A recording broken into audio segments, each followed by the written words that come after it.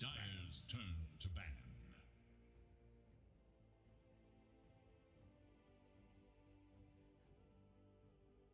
10 seconds.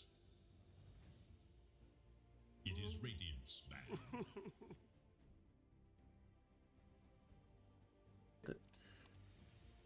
All right, there you go. Now you guys can actually hear me on the stream. Welcome back.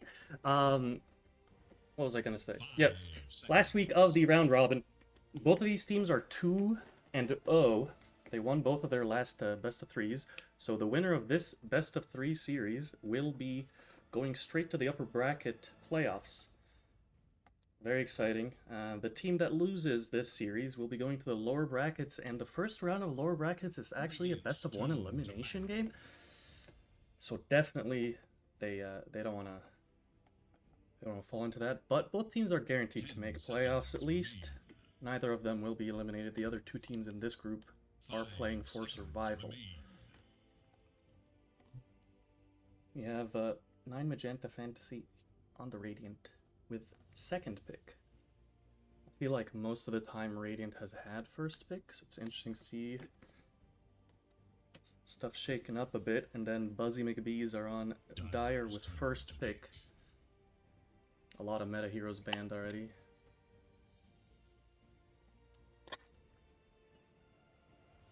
Not a lot of meta supports touched so far. Radiant's turn to pick.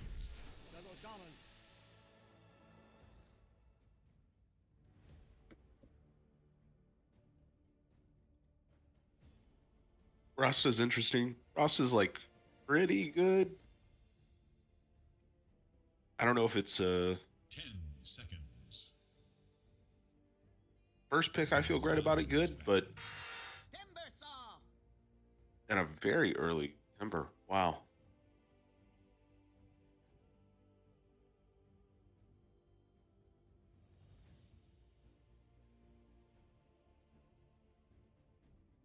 Seems like a awfully aggressive Timber pick.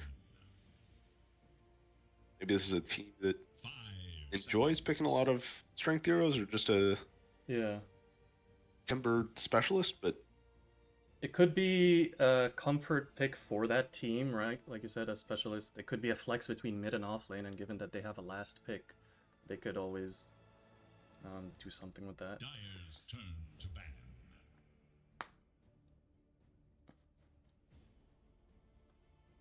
Radiant's turn. Now you get a couple of supports banned out. Both are very good saves against the Shaman. And I would assume maybe a couple people play them on Magenta. Speaking of people, this guy's name is OK. His name is OK. How am I supposed to go with that? What do I do with this? I can't work with this. His name's OK. Rubik, already a good Rubik game. Anything he steals from Shaman, 10 out of 10. They don't have to pick any other good heroes for Rubik. It's already a good Rubik game. I like it. 5 seconds remain. curious to see how they respond. Yeah, if they punish the Timber. How do they punish the Timber? Or do they ignore it?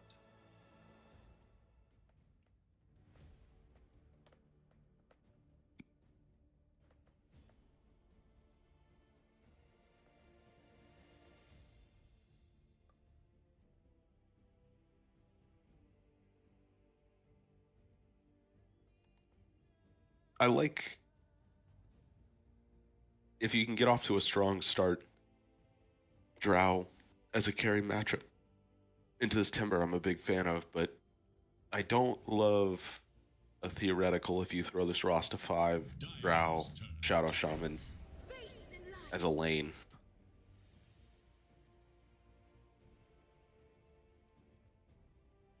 Dawnbreaker is interesting. Again, another hero Rubik's a pretty big fan of, and unless this Rubik is playing very aggressive, it's not the easiest thing in the world for Dawn to be able to affect this Rubik and get on top of her. Mm-hmm. And Timber does not particularly care about a Dawnbreaker. Radiant's turn to pick. Timber does not care about a Windrunner. No, it does not. Which would tell me that they are drafting their own heroes, their own comfort. They've been winning, they know what they want, and maybe it'll pay off, maybe it won't. 10 Halfway through this seconds. draft, Magenta looking to pick 5 the rest of seconds their... remain. Assuming they get a support and core here, and continue flexing the Timber. Because you, as a carry, see your offline matchup, the Dawnbreaker might be a wind core, but there's already many carries banned that the pool is saturated. You might want to pick one of the stronger carries that you're comfortable with here. It's already looking to be kind of awkward for Dire side to They don't have damage. for take Timbersaw. engagements. I literally don't know how they kill Timbersaw. They have to pick a hero. Yeah, for they- this, right? Or is this like the Windrunner mid where you're getting the first item Crystallis that will actually kill Timbersaw? Like, I haven't seen that matchup, right? I know, like, the usual old Windrunner where Radiant must she hits like a wet noodle. Now you have even more tankiness and sustain. You got Treant Protector. And here's that strong carry that doesn't care about Dawnbreaker in lane. I mean, the Drow versus Dawn matchup is, from my experience, I've seen the Drow is heavily favored. 10 seconds. Yeah, as long as you get a point in Gust Seconds. before level 6, you should be very comfortable. You can't jump the Drow. You can't use your swingy hammer thingy, Starbreaker, I believe. So yeah. Now, I don't love the tree in this lane, to be honest. I think tree trades really badly with Dawn, but I also think it's hard to trade with the tree just because of the Drow. Yeah. Drow So it's- most of the time just wants a body. Yes. And that's why, like, Undying, Clockwork, all these are just like, I'm in front. Right? I think there's a couple of problems if you're Dire right now, which is you don't have a clean way of starting fights. This Dawn wants to play away from your team and then join into the fracas. Well, that is a hero that presses R and starts fights. Yeah, and I don't think it lanes well against Timber at all, though. it maybe most it's- certainly doesn't. You're going to eat pure damage. But I certainly see, like, the vision of Dawn Spectre. You have two global heroes pushing side lanes or farming or whatever. It allows freedom for this shaman to, like, get a blink and then go AFK in the enemy jungle, wait for someone to show up, and then you can haunt Dawnbreaker ulti. But I think the lanes are going to be hard. I don't know how they're going to get to that point in the game. We're still yet to see if this is a win support or mid as well. This continues their other problem of I was talking about how they lack two things: a way of starting fights, and the second thing is they still just don't have a way of killing Timber. And maybe this is a like Spectre Rush Vessel Blade Mail sort of build. Maybe you have enough damage to kill Timber, but I don't love that. So there's still, in theory, just kind of this void, because I feel like all the damage you have to pump out to kill this Timber just means that I look at these other three heroes and like Rubik just lifts, Treant ults, Interesting. Drow just clicks, and they just kind of die. They get Axe and Huskar out, which I would assume are both offlaners, unless you're about to like pick Void Spirit mid here and you don't want to get Huskar. But 10 seconds remain. maybe they did their scouting, and it's a Timber 5 mid. seconds. They may have also just trying to be covering both their bases here, Yeah. worried that this Timber can get flexed, so they just want to take the worst option out of both lanes that they can. Any thoughts on these final picks? Well, it's not gonna be Viper because they just banned it. I think a mid laner that deals a bajillion load of damage. I don't want Windrunner to be mid. 10 They have seconds. about 20 seconds here. Radiant's turn to pick. That's a mid laner that deals a bajillion load of damage. But he's a strength hero. And I think you can put Timber Yeah. mid right now.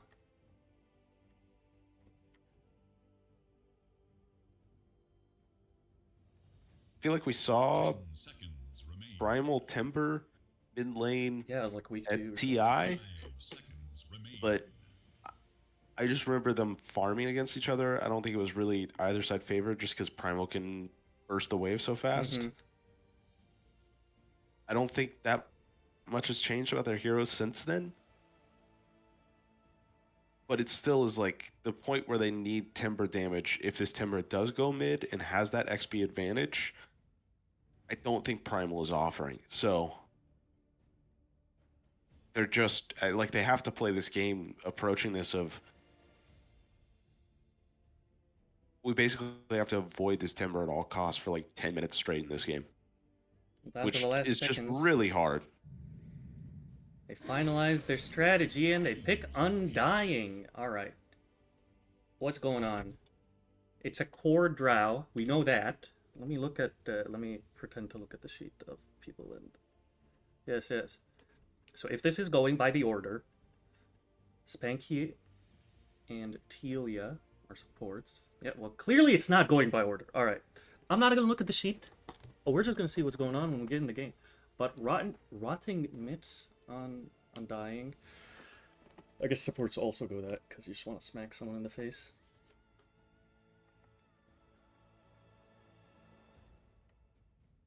They could all be supports. They could all be cores. You never know. Could be a support Timber. You never know.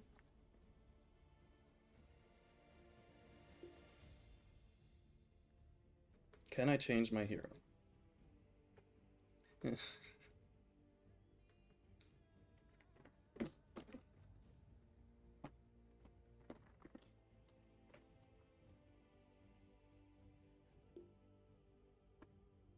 Not gonna lie, the like geometric head Rubik with the hairs bothering me a little bit.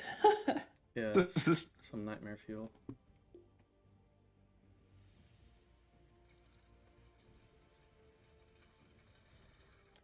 Alright, after waiting 3 hours for the strategy time to be done, we're ready for our first game in this best of 3 series. Buzzy Mcbees versus 9 Magenta Fantasy.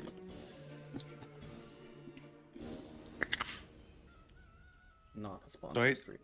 I think this Timber's mid Prepare for and I would assume that's gonna be an offlane Undying.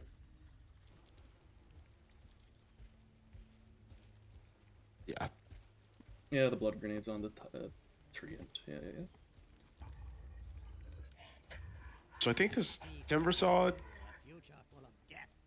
can literally just go Greaves, Atos, and just run at them. What's going on? Like, I feel like this, if this Timber goes Atos, that timing is ridiculously strong.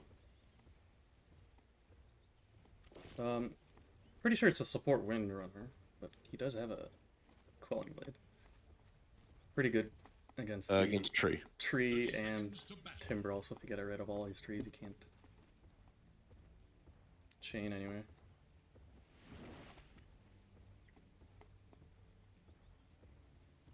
Peaceful start to the game. Unless one team's completely named Matthew.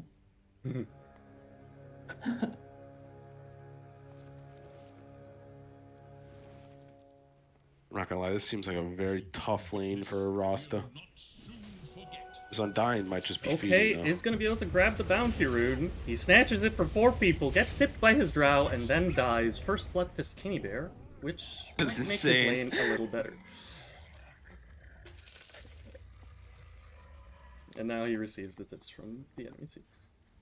Hey, you gave your entire team plus 40 gold, but you gave the first blood, which was 400.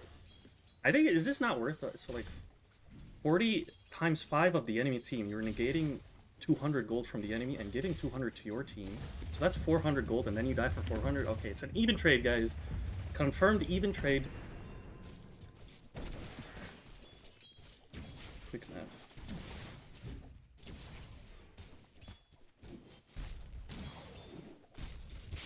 Yeah, this Dawnbreaker already not having a great time bottom.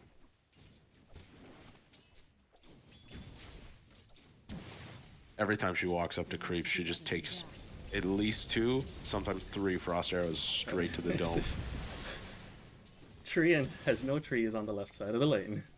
The power of Quelling Blades and Power Shot. Top lane will be a bit also tricky for this Spectre, since the spam coming up from both Rubik and Undying. It's a really tough time where the second that this They got a is Shackle on Undying, Rubik. They hit level 2 first here on the Shaman, but the Treant with an early point in Living Armor keeps him alive.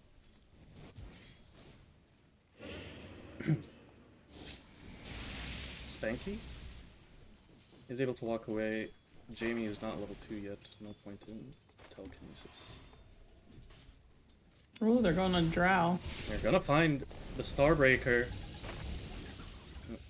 The mighty midget stands in their way. Radiant's courier has been killed.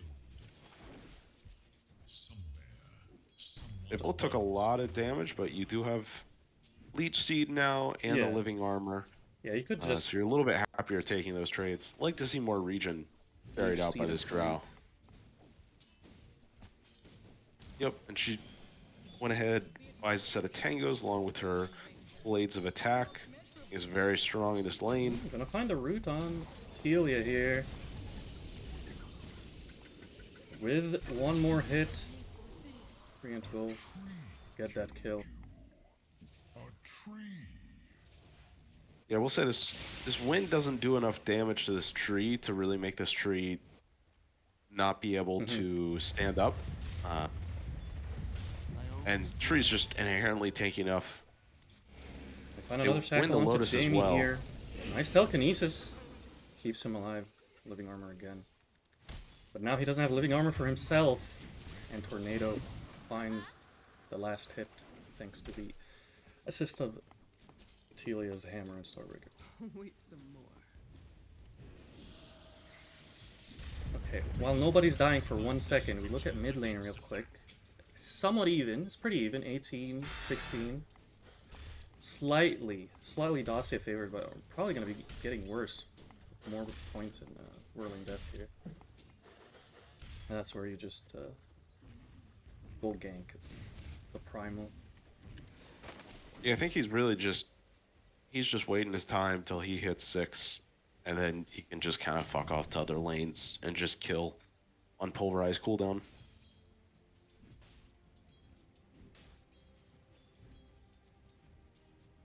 The vision for this game, I think, is very much. And is he gonna be fine here? Oh, he wants this water rune. He manages to get it. This is the Whirling Death. 25 really rune big- speed difference. What in tarnation? I guess Timber has like a mobility spell, but so does Primal. He managed to get both water runes on the primal, which is Barely really nice keeps him because alive still, but he's not like healthy. it barely keeps him alive, but this Timber also doesn't really have mana. He's got 0 stick charges, nothing in his bottle, sitting at 100 mana. So he tanked all those Whirling Deaths from the Timber, but he is still living to farm and not super at risk from this Timber from the lack of mana pool that the Timber has to work with.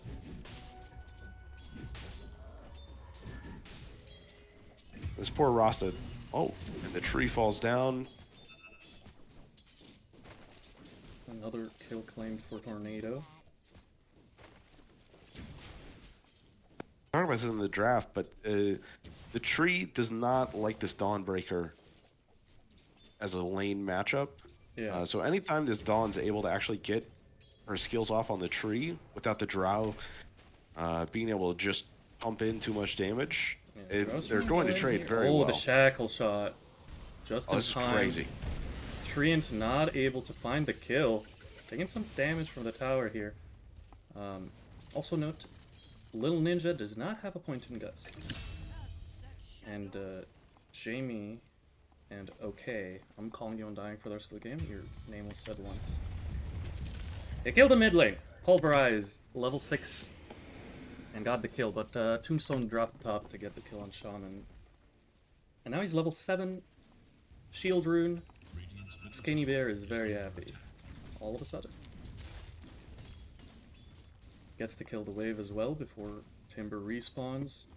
Most likely make more rotations. Look at the damage from that siege creep. Jamie has been 20% HP for 5 minutes, guys.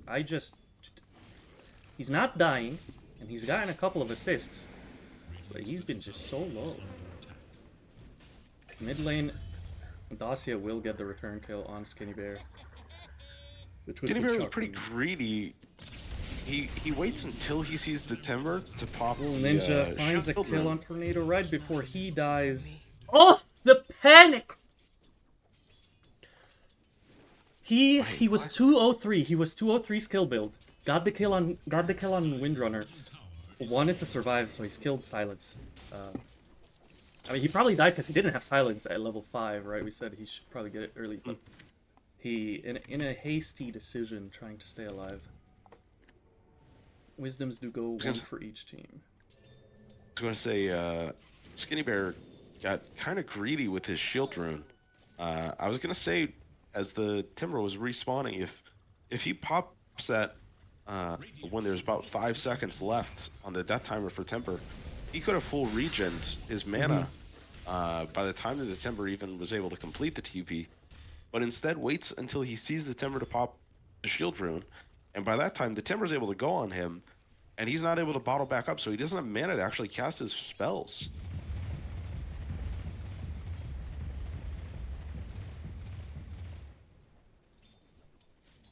Radiant's middle tower is under attack. That's a lot of damage. Oh, you have also Undying Timber synergy, right? One's gonna drain your strength, the other's also gonna drain your strength. Your strength 0. So you're just sad. The bottom, they're gonna find the Treant with the Skinny Bear rotation, and Little Ninja also dies. Oh, Drow, really trying to get level 7 now to get his ult. Top lane, Tombstone dropped, Jimmy Pesto dies.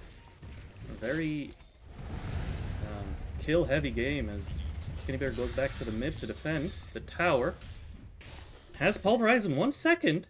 The TP coming in from Windrunner. He's gonna. That's the longest range Pulverize I've ever seen. Dawnbreaker ulti to follow up, and Haunt as well. They're gonna find the kill onto Dacia. And the wind's level 6. Treant They have detection?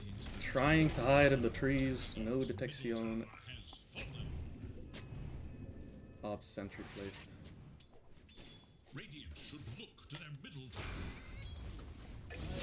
Jimmy Pesto left alone in the top after all these global ultimates used by the rest of his team. I hate that the Drow TP'd back down bottom. She needed to go top, and they needed to take this top tower, because this Primal's just going to kill her again. Yeah, here's Skinny Bear.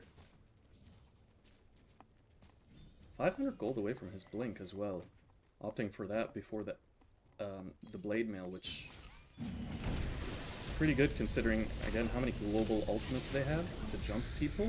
Dacia coming in to defend, and that's 2 strength heroes against the Timbersaw. So gets a very quick kill onto Telia.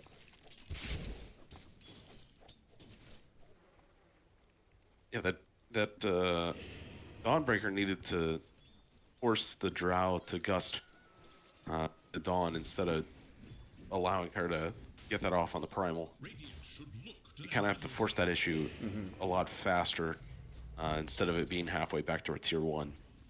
She needs to have a sense of urgency that her threat is coming from the Dawn of either that's too much that she has to trade or unsure of where the other danger is coming from. And a haste on this Primal as he rotates top. If they can get kills here, Gonna get lifted by Jamie.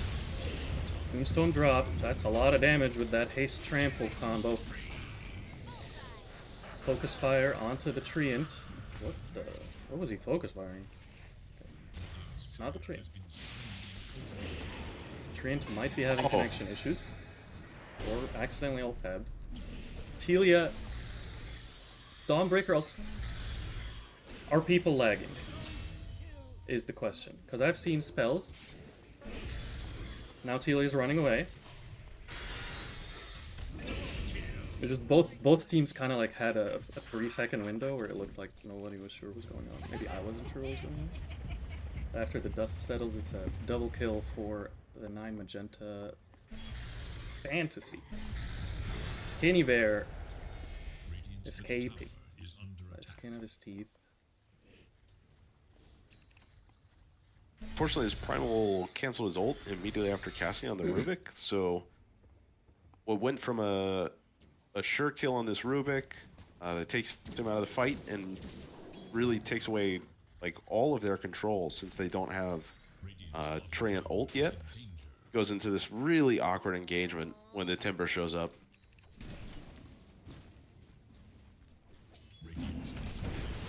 Alright, we do have the mech on Undying, the blink on Skinny Bear. Phylactery just picked up for Spanky. It's going for Treads. And nothing else of excitement. The whole Greaves is on the courier, as a matter of fact, for Undying. So grouping up would be the next thing on their agenda for Magenta. Treant setting up bottom here, trying to maybe go on Telia. Waiting for their damage to come. Jamie keeps him in place, and Dacia says thank you very much. Very good spell to steal the pulverize. This Windrunner is going for a defusal. I guess in theory trying to take out either this Undying or this Timber from being able to use their spells in these fights. Yeah, no mana, no spells.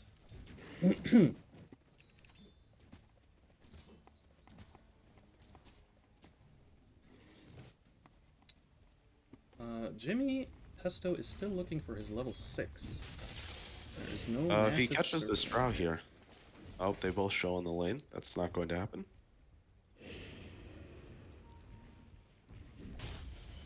Unfortunately, they weren't a bit more patient on the Dire side. That's kind of a wave that you can bait out in the mid lane, where it's below where their tier 1 was. He's gonna got an place an advantage of observer. jumping. Here's the Haunt. And the... the heck is this called? Solar Guardian. They're gonna get the tower. Or sorry, they're gonna get the Drow. Probably trade their bottom tower for it. Is in danger. Could be a Wisdom 1-for-1 trade since Skinny's going for it. Its middle tower is Jamie under attack. TP'd in. He's gonna wait for Skinny to Frosta charge needs most to of it. come. Lifts him off. Oh, the final tick! It shouldn't matter too much as Dacia's here. He might be able to kill both of them. Shackles from Jimmy Pesto. Who's gonna leave the circle first? Skinny Bear gets the kill and jumps out of it. We're gonna take that opportunity to watch our first replay of the day. Dude, that lift, very close. Very close. Yeah, that was If Jimmy had the 6 here, maybe you drop that big Serpent Ward, because it does 600 damage. I don't think Timber can tank that. Oh, he hit 6. He just hit 6. Oh, so he's 6 now. Yeah, he is 6 now after the Wisdom on the other side of the map got picked up. My prayers are answered. So, a clear tactical pause by the Undying there. And we're gonna have the game resume in a second. Oh no, he got 6 from the kill on the Rubik. Oh! Because Alright. they got both. When the Primal charged out of the Wisdom Rune, it just went to the Timber, and the Undying got the other one.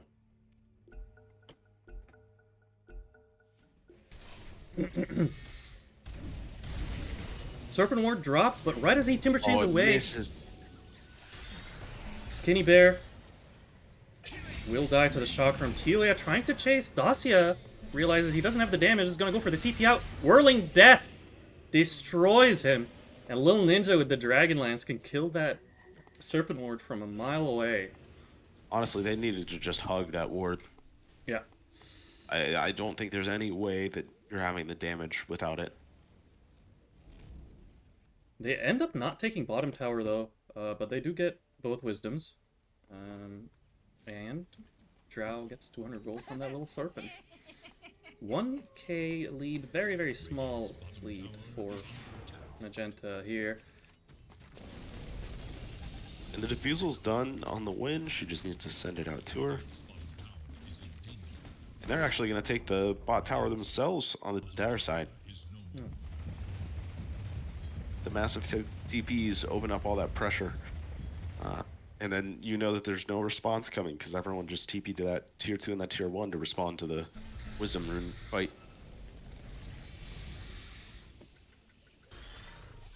Sundyne going for a Echo Saber after the Greaves. I was wondering, you know, if this offlaner will just be Aura, support offlaner, or will there be some scaling? Yeah, opting for that Echo Saber. Definitely pretty good with the Rotting Mitts facet. The dire scan. On the hunt for radiant forces. Is there any way they can... I don't think they can defend this mid. No haunt for 30. Even with the other ults up. I mean, you can... you don't really want to fortify this tower. This is something you just give up. It's hard to set up. You don't have the spells for it. Never mind.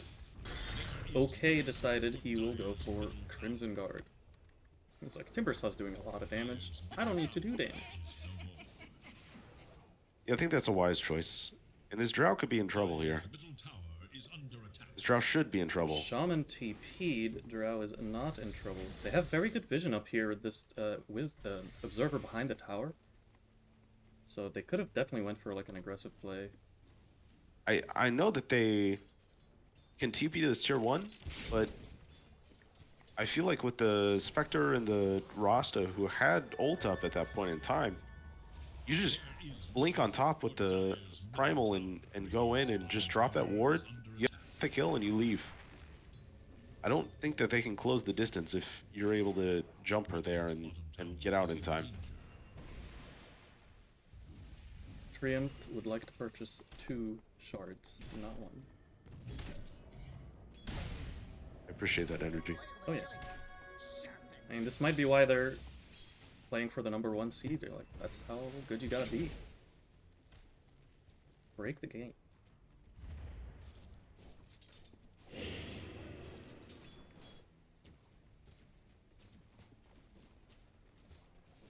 Drow's a couple components away from Ags, which helps her farm faster and I guess negates some of the healing from this Luminosity, as well as Solar Guardian. But I don't think that's the main concern for them this game. Skinny Bear was going to be able to blink and charge away.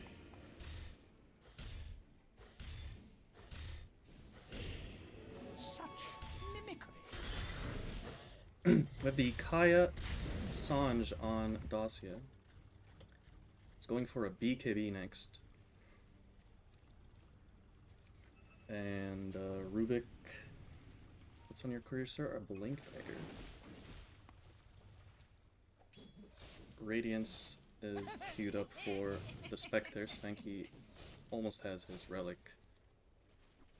And BKB is about halfway done for this Primal as well. Radiant should look to their middle tower. Pretty desperately need this Radiance up on this Spectre. There's this weird timing now To their bottom tower.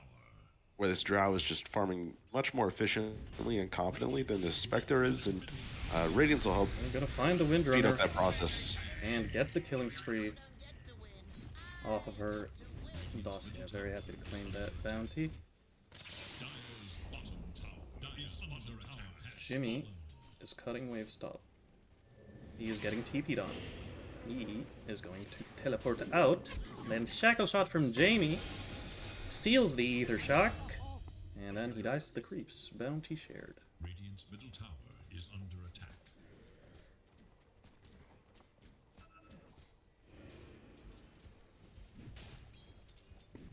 Listen, I Really? think we should just Purchase- call him Okay I'm a Ho. Because that's his sponsor. It's This is- Okay I'm a Ho.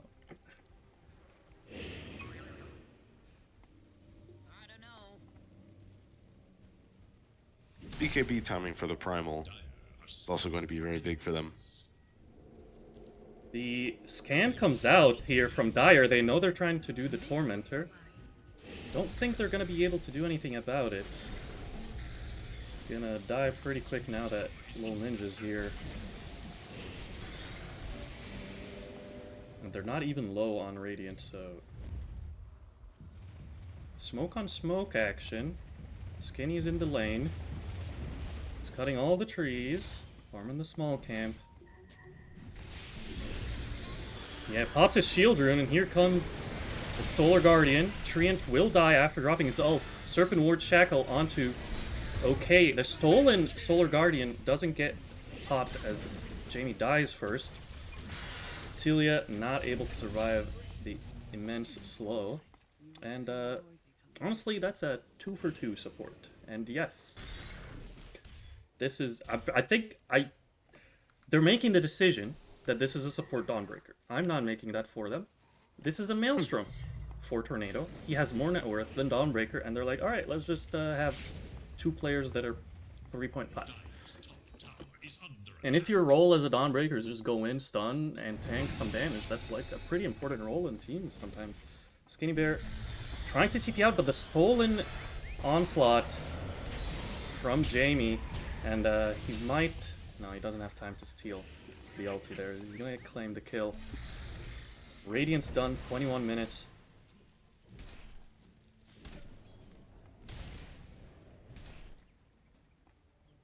Yes.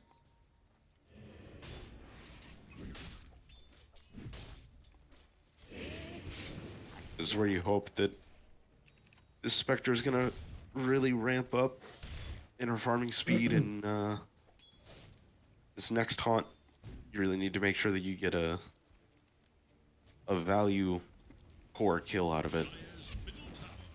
Mid tower is being pressured. The eggs is done on the Drow. Lots of wave clear on him now. Treant with a nice position in the bank. Let's see if he wants to drop an obs.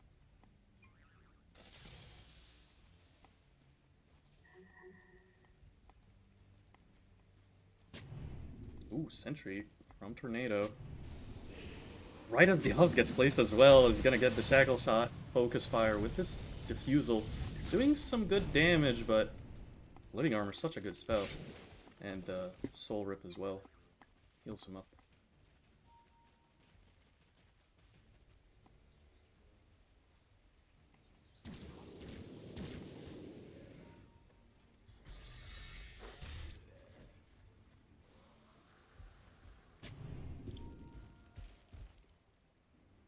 Timber's gonna get this BKB and be genuinely unkillable during that time.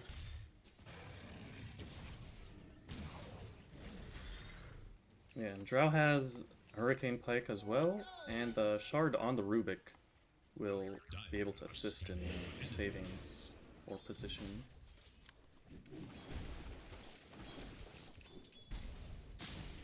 I do think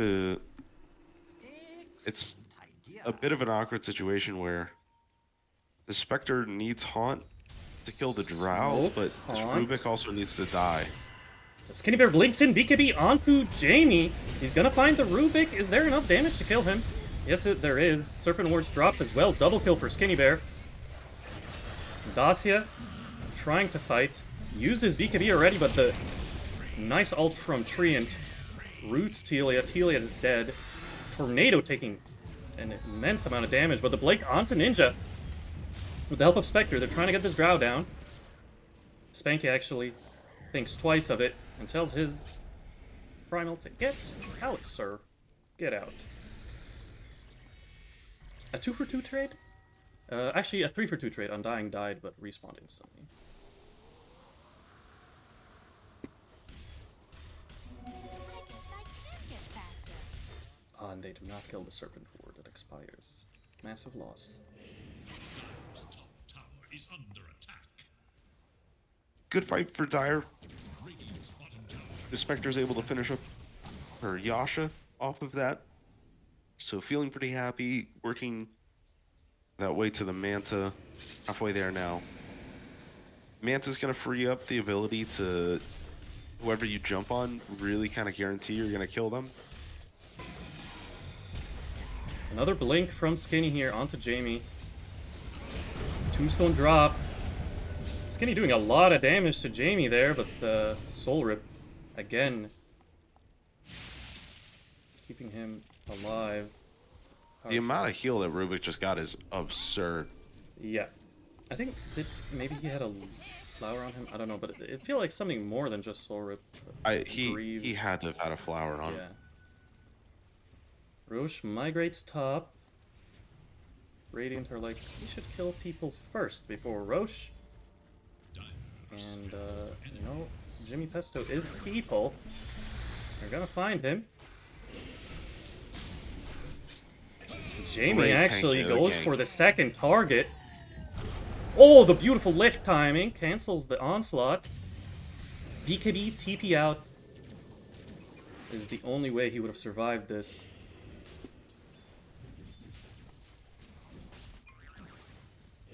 Appropriate application of the Nightfall. Love to see it.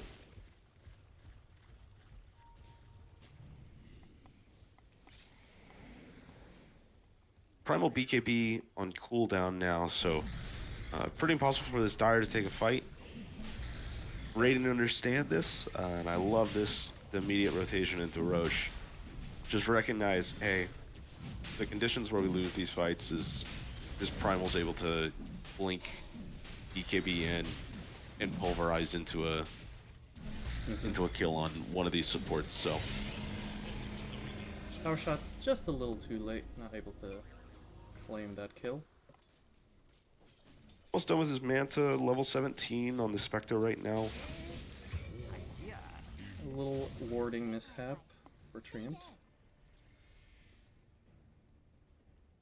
Radiant's bottom tower is under attack.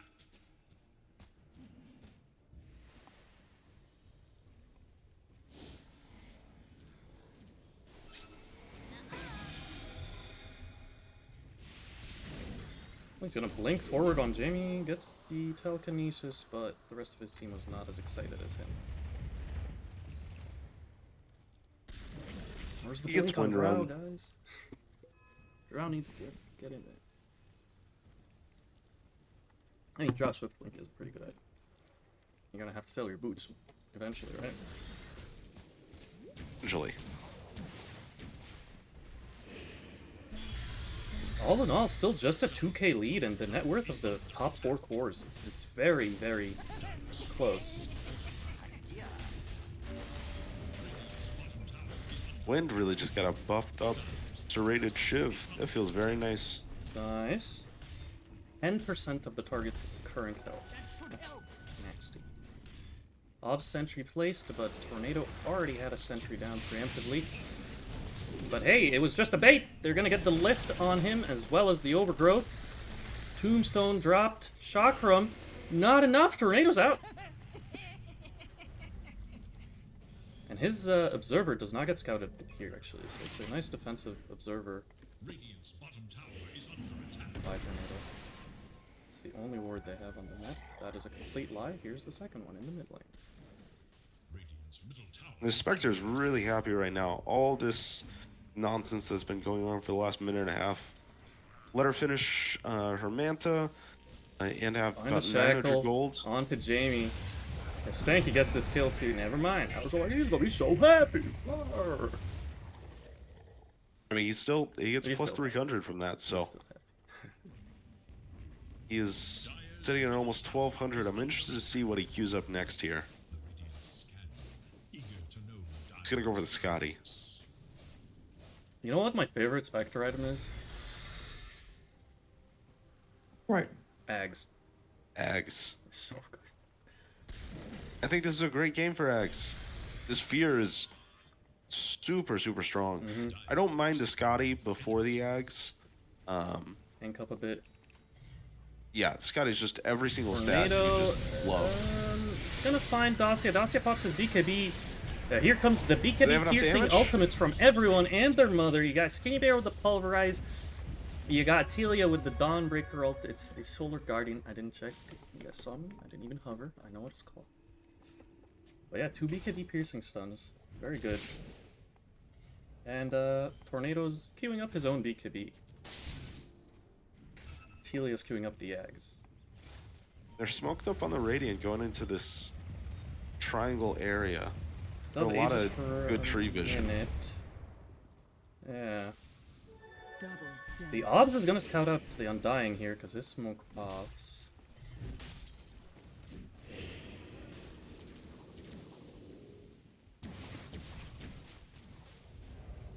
Dawnbreaker just 800 gold away from her Ags being finished.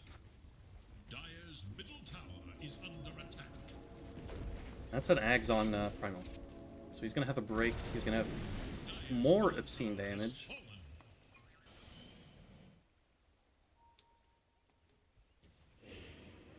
Was that so his first death after BKB on the Temple, right? Mhm. Yeah. That does take 5 heroes to kill. Skinny is going to TP out. No, he won't. Jamie with the telekinesis steals the rock throw as well. Oh, here's Dawnbreaker ult. They're gonna get the kill onto Jamie here. No, he won't. Okay, puts him in the tombstone. And now, Little Ninja on his high ground, doing a lot of damage. Okay, with a double kill. Whoops, says Jamie. Very well played by the Rubik there to cancel the TP.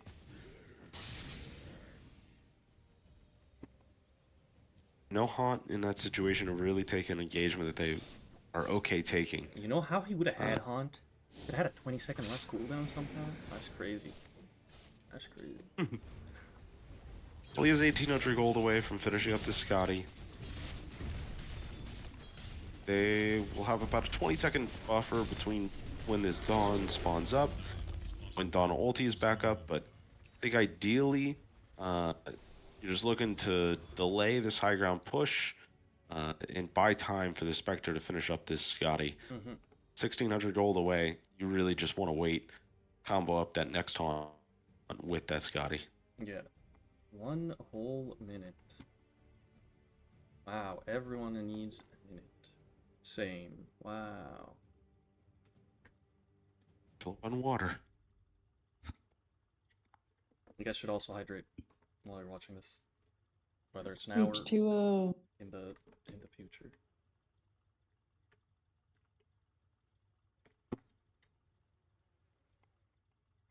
Treant Blink in 200 gold. Gleipnir completed for Dossiets on his courier. Drow queued up BKB. What is going on here? Blink Aether into the Glimmer next for Jamie.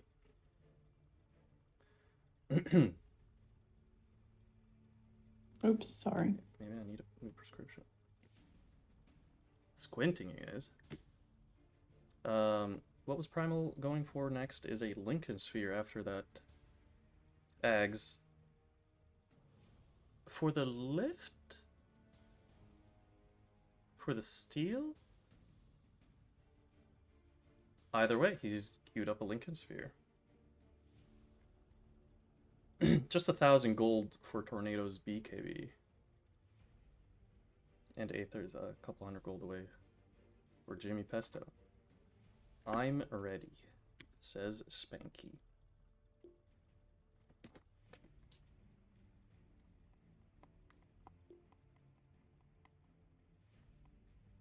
It's game 1 and someone already needs to go to bed.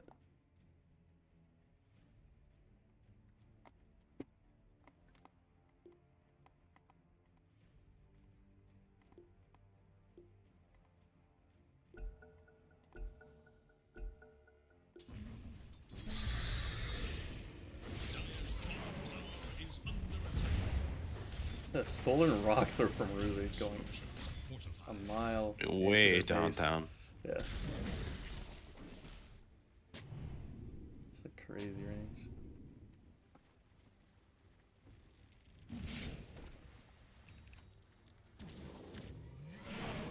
Dude, it's so stupid. They will smoke though. They have the Dawnbreaker ult. No Ags yet, but that's okay. They have Dawnbreaker ult. They have Haunt.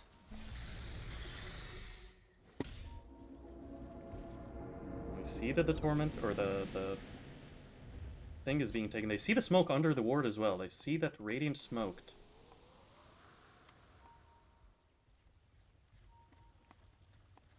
And Radiant, on the other hand, trying to go top. This game of hide and seek. This defensive observer. They had seen this Spectre farming Smoke's over gonna here. pop for both mid laners, and the blink away to safety. Tower is under attack. Rock throw misses. Other rock throw connects! Massive rock throw! That's it. How's the team fight? So long. Yeah, I agree. I agree. Skinny Bear onslaughts the mid lane. Might get caught here. Gust. He's got to pop his BKB. Trying to turn on Ninja. Here's the ulti coming out from Dawnbreaker. And Little Ninja's going to die. The ginormous amount of damage from Skinny Bear before he dies with his Ags as well.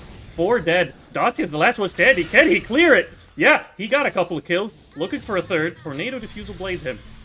Trying to run away. Blink Shackle from the Shaman. Spanky doing the pure damage. That's going to get the kill onto Dacia. Yeah, that was I think the most damage in the fight. I would say Primal into Timbersaw. Let's see. Never mind. Primal is third. We have Timbersaw first, Spectre, Primal, and then Drow. A nice Gleipnir into Whirling Death. Spectre got a tremendous amount out of that fight. Oh yeah, very happy Spectre. And took them 35 minutes, but I think we're reaching that point where the vision they had in the draft of, hey, this big behemoth of a primal beast is just gonna go in. He has 5,000 health or something. Well, only 3k. You got a BKB, and then we're all gonna just haunt on him. Dawnbreaker ult on him. Haunt. I would say actually the Lincolns. No, I see how like the last fight went. I think the Lincolns is a decent purchase because you're gonna be channeling your ult for a few seconds, and you don't want the Rubik to steal it, because he can steal it and then cancel your ult. But then counter argument to that, because of the BKB change a couple of years ago, you can pop Lincolns with like Fade Bolt and then like you can steal. So I don't think Lincolns is a good item against Jakiro. Or sorry, against Rubik. There's not even a Jakiro in the game. Now I have a 9-second BKB for this Windrunner. And a gem. And gem as well. So you're able to clear out all this Treant Eyes nonsense and really take back the actual vision war that's been going on in their half of the map. And Spectre's going for a Basher next. It's good. You haunt on the Drow, Abyssal Blade him. Nothing wrong with that. But, you know, Basher doesn't make your ulti 20 seconds faster. Radiant's bottom tower is under attack. But I guess it also fulfills the global stun criteria, so we'll allow it. We forgive you. Jimmy Pesto applying some pressure bot here with the Siege Creep and a massive Serpent Ward. Roshan will roar. Dire have all their ultimates ready and available to fight this. Does not look like they're anywhere nearby to contest it. And they choose to let it go. We'll take bottom tower as the trade. But his fate will always be to rise again. Ninja has the Aegis, has a BKB, has the Glacier to stand on. What more do you need to siege the high ground? So Spectre can buy out this Basher right now if she wants to. Seems to be holding on for buyback, but I think this is a situation that you probably just want to buy out here. It's close to S25 as well, so it might be a fortify the base while we farm situation. There's some good wave clear definitely between these three heroes in the base as well, so.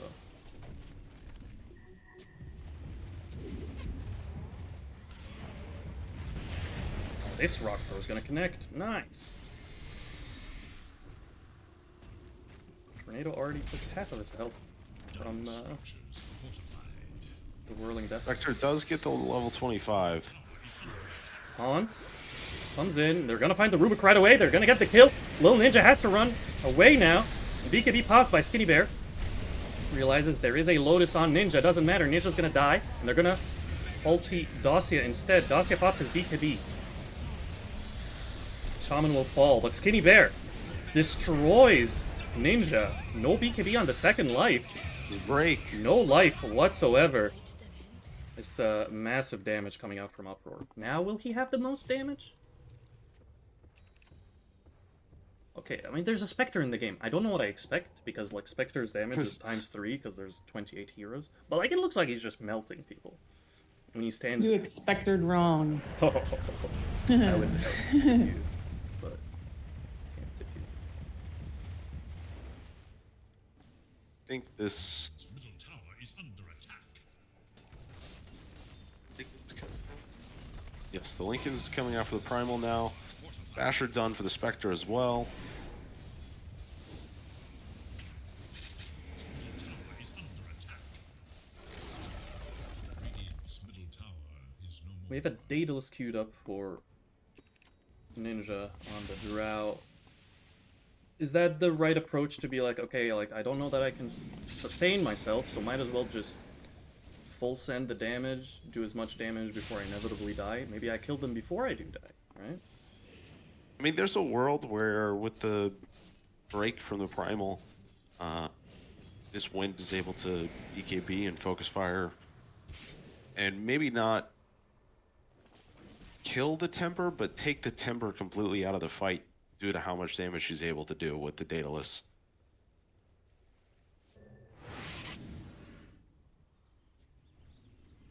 Top lane, Jimmy is gonna find a Hex onto the Timber Saw. Stolen Shackles. There's gonna be a very long range Shackles though. Dawnbreaker ult coming out, but Skinny Bear finds Drow in the backline. Jamie dies from the AoE damage. Ninja dies as well. On his way out, Dacia gets a kill. Is there gonna be a way out? Shackle shot. No way out. And the top tier 1 will finally fall. They're doing a really good job on the Dire side of identifying that this Rubik can be a huge problem in this game for them. And the target priority is basically as high as the Drow is for them. These are the two heroes that have identified off the bat that they just need to die, or else we don't think we can actually take this fight. And it's interesting, they didn't even use Haunt for that, so they've actually got Haunt for this high ground push here. Siege creeps hitting the tower. If they don't kill the tower, Treant will heal it, so they're fully committing for that. The Undying was in the middle. I did not know that. Undying died. Undying is dead. He does have Vivek. Melee Rax being attacked, living armor immediately removed from the spanky damage. Focus firing the mid tower as well. Trying to do as much damage as they can here. Pulverize onto the Rubik. Fortify used. That's the buyback coming out from OK. Blink, Overgrowth. And here comes Dawnbreaker. Gets the kill. Onto the Treant. Tornado still focus firing. That mid tower doesn't want it to get healed up. One more click will do it. Might cost him his life. The BKB does not make you dodge these pure piercing attacks.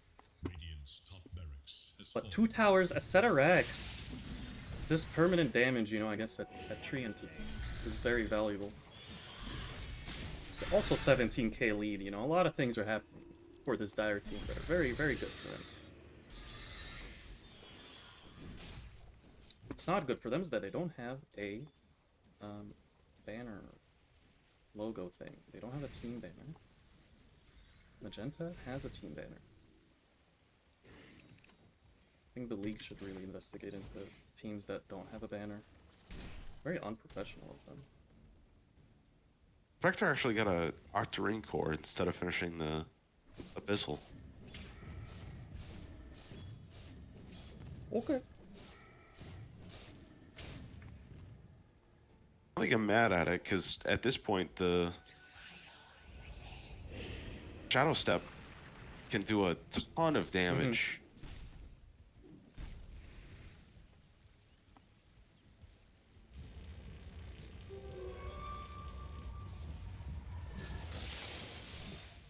Jimmy Pesto is 1,000 gold away from his BKB on the Shaman. So he'll also be able to just BKB shackle someone for eternity. And that's a refresher done on Skinny Bear. He's bought out, he's ready to end the game. A scouting hunt finds a Rubik, definitely not scouting at all. There's an observer right there. They find the Rubik, they kill the Rubik.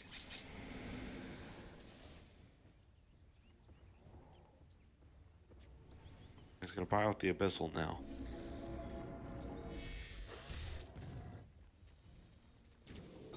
Yeah, but Ags, but And now the little ninja even has more value. Octarine Core Ags. Octarine for eggs. Just sell your boots. You don't need them. Yeah, you're gonna hop right on them all the time. But that's the Daedalus on Drow. Defending the high ground, maybe he'll be a little bit more protected. Excuse me, in his own base. The last couple of fights, he hadn't really had the opportunity to just stand his ground and dish out the damage. It's very hard to stand your ground against this Primal Dawnbreaker.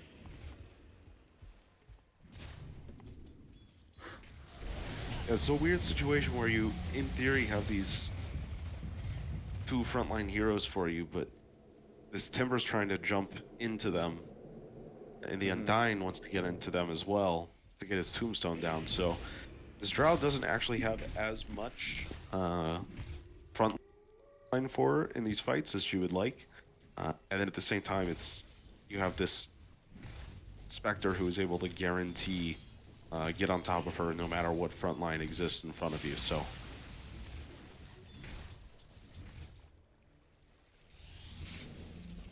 Dire are scanning for enemies. Looking to push this bottom lane. Grouping up, they have Han. One good thing to do against a team with a Spectre or a Dawnbreaker is gank that person that has a global ability. Because usually they're the ones playing alone.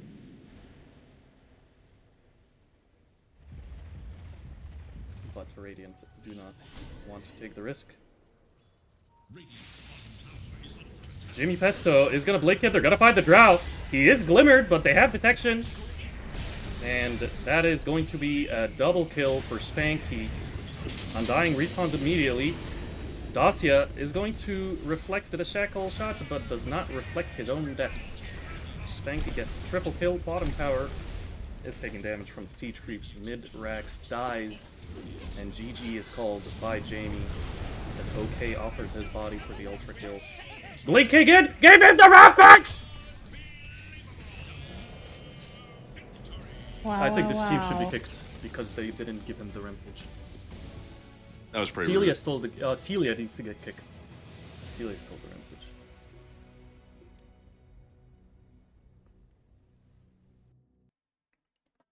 Honestly, it's a pretty good game. Pretty good game. You can see why both of these teams are top in their group.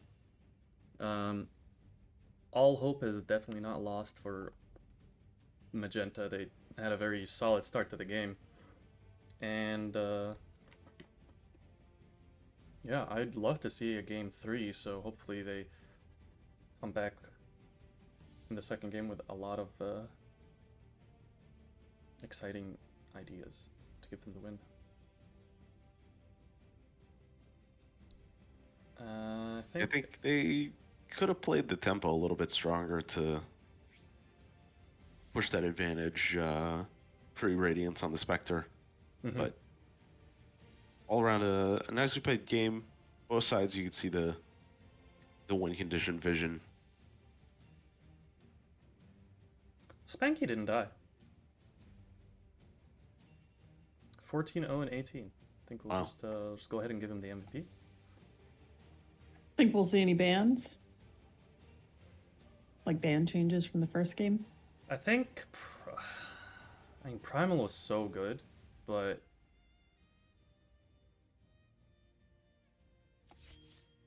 it's like you ban the Primal. I think there's a couple of other heroes that can fulfill the same idea of just blink in, be a nuisance. Like you can do the Slardar, you can do, what other mid laners can do that? You know, other heroes. But I think if any, it would be the Primal. Shaman had some pretty good blink initiations as well. I think Tornado's movement on the map was okay, but I don't think any of those like 3 heroes were uniquely successful because of the hero. I think the players were able to do that, but definitely maybe Primal. You can get rid of Primal. Strong boy.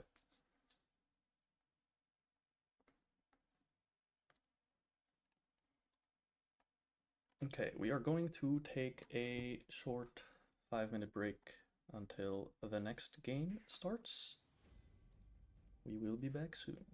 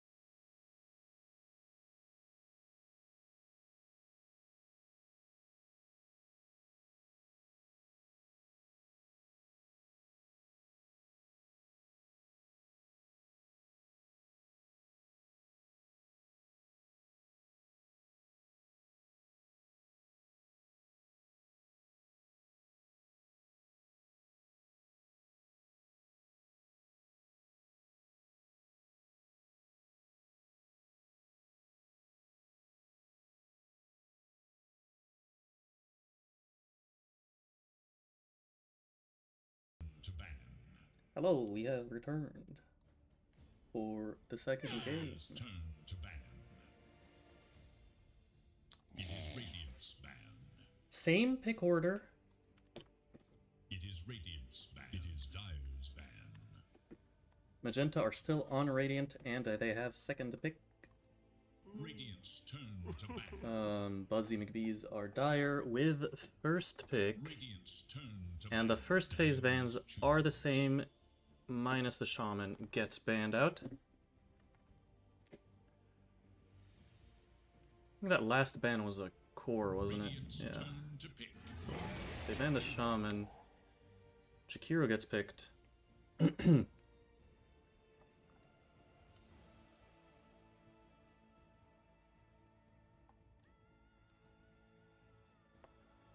Interesting to see the Shaman ban.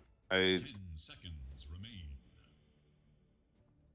I did not find that shaman was particularly impactful in that game. I don't know if that's just they just don't want to deal with like a blink hex situation. Uh, but I think they did a very good job of abusing the shaman in lane and pick the strong lane into it. They And- weren't able to translate the shaman kills into specter kills, but I didn't really see a significant problem in terms of the lane for him.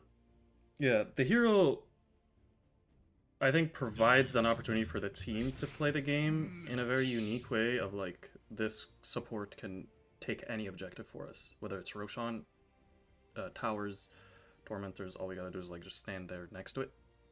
And then, like, if you didn't have the primal, it would be all on the shaman to get those blink initiations for the global ultimates. But yeah, I would say his significance was overshadowed by how good of a game It is Dire's ban. Skinny Bear had. It is Radiant's ban.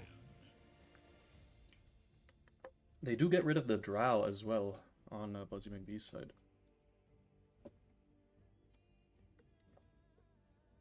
Telia was probably like, hey guys, I would like to have a lane. I would like to last hit a Yeah. creep once.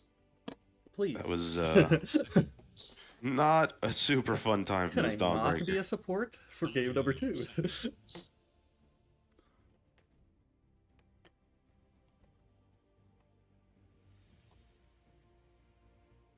Radiant's turn to pick. It's funny, I was gonna say Ursa's the other hero that makes you miserable as an offlaner, but then Magenta banned it themselves. It's going to be a ring 4. I don't think Rain can really do a lot to this Jakiro. Seconds Um, There's not many heroes that can do a lot to Jakiro, seconds but remain.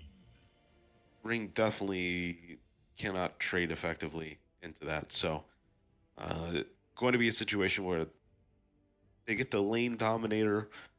They're pause 5, they're pause 4, not quite as much here.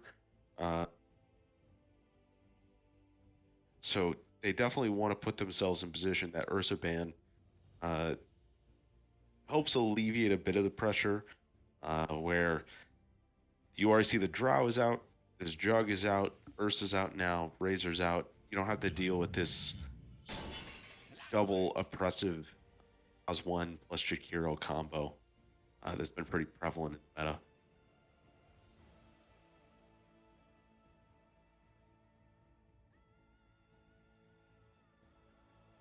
Ring is very nice these team fights as a response to if Buzzy Mcbees wanted to go back to this Primal. Ring is just very good against Primal in general, between both his ult and Escape Act. Just very strong skills and team fights to really nullify this Primal's ability to have impact in the blink and ult, press ulti on an important hero. Yeah, I believe it was banned last game. I remember they banned 2 saves. I think one of them was Ringmaster. Yeah, it was Ring and Tusk game. Yeah. But they do pick this offlane hero that's I make supports miserable, and if you go the nighttime facet on Night Stalker, kind of get to live through the scariest part of Lich in lane. So I don't really hate it. I think the nighttime facet on Night Stalker is one of the better 3s going up against Lich, just because you're able to regen out of all that harass way more effectively than he's able to output that.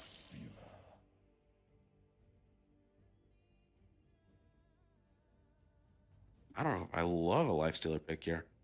You have to buy BKB. Dire's turn to pick. Axe.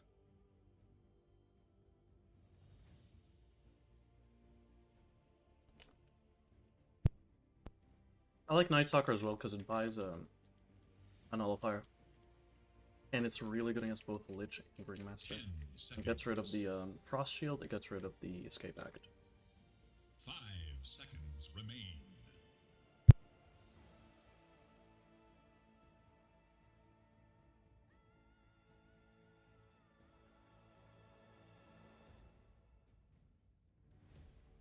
trying to think of Pause ones that trade really well to this axe that's not banned right now.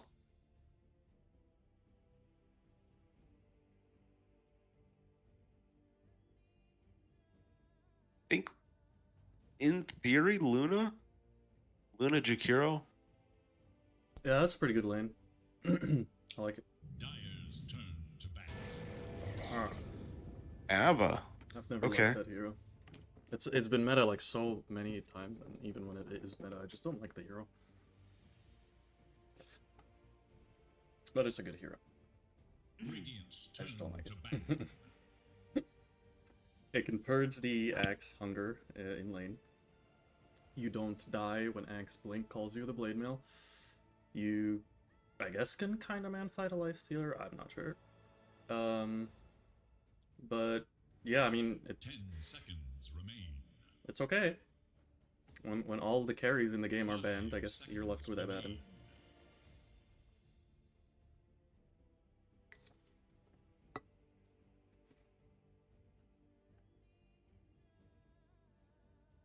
They banned the Legion.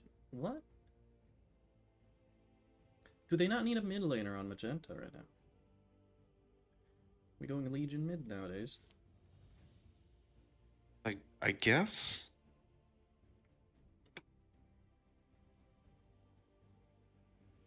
It is Dyer's ban. The Legion is a little head scratching because I don't think it's a good Legion matchup into just about any of their heroes. Dyer's turn to pick. Hmm.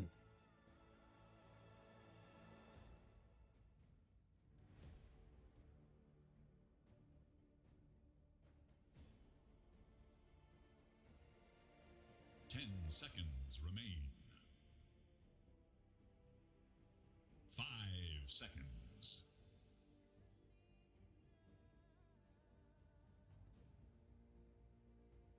Radiant's turn to pick. Queen of Pain. A 10 out of 10 pick when you don't see the enemy mid laner. Yeah. You really can't go wrong with a queen. Like, even if they pick No. Puck or OD here, it's fine, you're a queen. It's okay. But Puck might be like the the classic best counter, right? You can dodge all of Queen's spells, you can silence him, 5 coil him. seconds.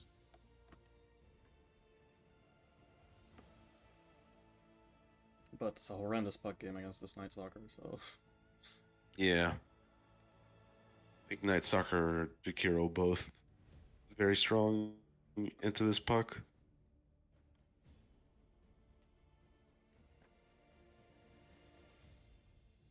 Actually, like, this game seems pretty hard for this lifestealer until he gets BKB, in large part because of this clockwork, who can sort of do Night Stalker's job in the interim of displacing these supports from being able to get to this Night Stalker. Even if you have like a tier 1 up and the Night Stalker's farming in that lane close to it, or if this Lifestealer is, then this Night Stalker can just get on top and silence this Lifestealer, and like, he can die. It's not until later in this game and Wind Ranger at your service. when he gets BKB to not care about the AoE silence.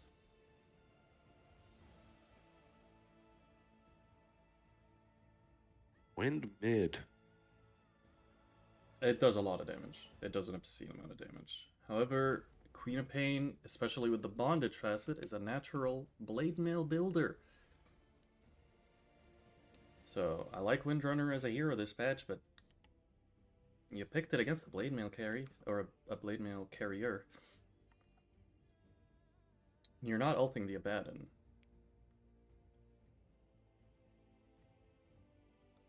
Yeah, I'm not sure who Wind goes on in these fights, to be honest. Well, I hope he figures it out, because like I said, I'd love a game 3. Let's take it all the way. They're playing for first place in their 5 group. seconds remain. Magenta are down a game in this best of 3 series. Buzzy Mcbees looking to get a clean 2-0 and call it a night so that Tornado can go to bed.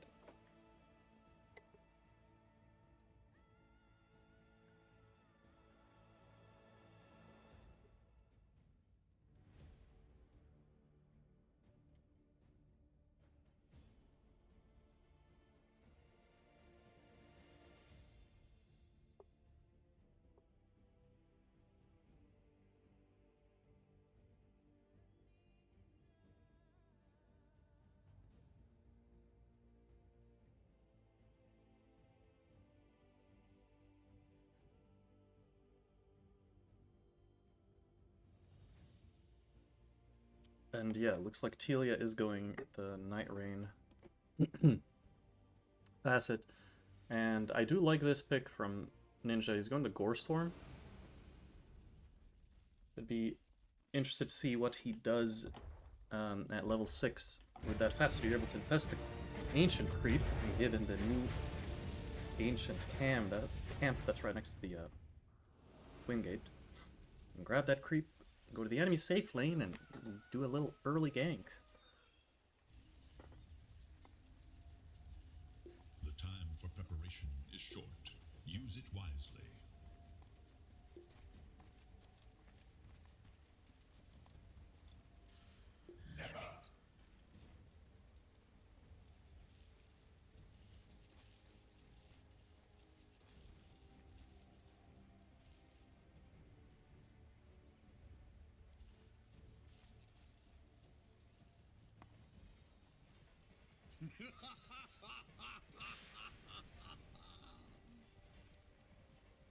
A patch or two ago, they changed Night Stalker's innate, and it no longer reduces the healing in daytime.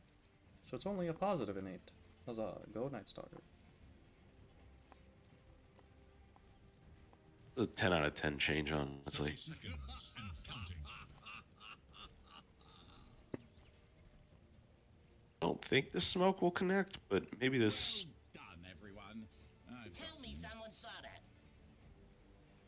This Lifestealer walks a little too far, and they're going to split off, so... Not going to wait around too much.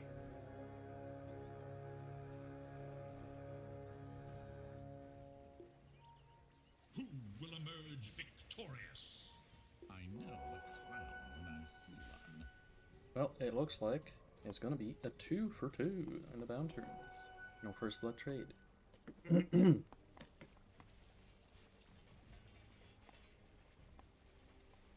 Jimmy's gonna block the creep's bottom lane with his body. Has also cogs if he needs to. Lich trying to do the same. Telia gonna apply some pressure to him.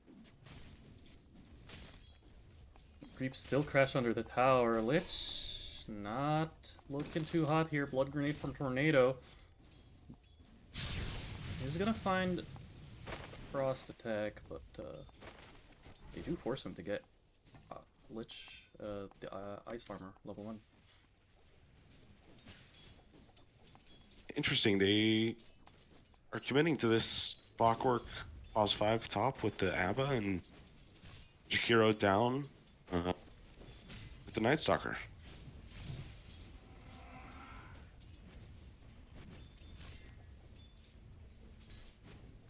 Well, Jimmy This Pesto is one way not to... worth 110 mana. Spanky did not purge the battle hunger off of him.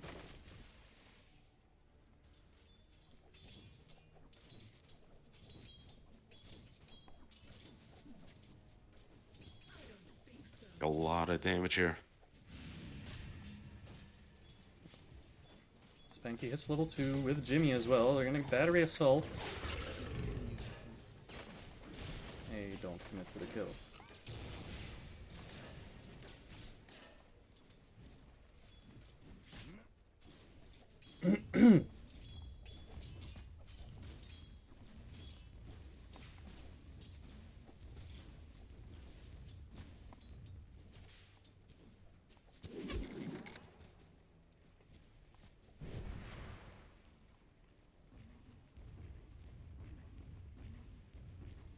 Well, game number 1 already has 68 kills by this point.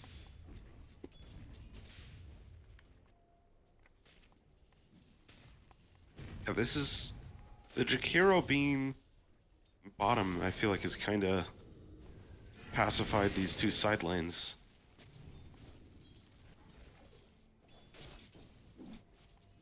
You just kind of got good trading versus good trading on this Lich and Jakiro off on the side, and then Night Stalker and Lifestealer are just gonna really just bop creeps here. Yeah, maybe they were concerned that like Clockwork doesn't really do anything. Lifestealer, you can always rage, kill the cogs. I just feel like they kind of neutered their strength in the safe lane. It's fine because this Ab is gonna farm, but I definitely think this Jakiro can apply a lot more pressure to this Ringmaster than this Clockwork's able to. Because I mean, you can see it right now. This Clock, he's just got very bad range against this Ring, who's able to just trade with him all the time.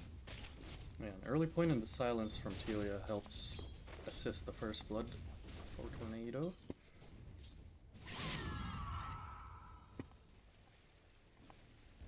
Mid lane again, just like a one wave advantage for Dacia here. How many kills do you guys want to miss? Wow. Jamie actually puts 2 points into the beast instead of 2 points in implement arts, and ends up being much more damage than Spanky was expecting when he walked up to get that range creep. 280 at level 2. Okay, that's a lot. That's a lot of damage. 480 at level 4. That's a lot of damage. It's not super normal to level that at 3, just because I think the chances of you getting a full duration off is generally pretty low in comparison to implementing arts is a spell you're just constantly trading with, and getting more damage plus another charge is very nice. Yeah, it scales both the damage and charges. He's gonna be able to whoopee cushion away. 2-man call from OK. Dives a little crazy. Terminal arts. Yeah, tanking some damage from the tower here. Axe doesn't have armor or a vanguard yet. They're gonna back off. Does like 400 damage. Did not really get much out of it.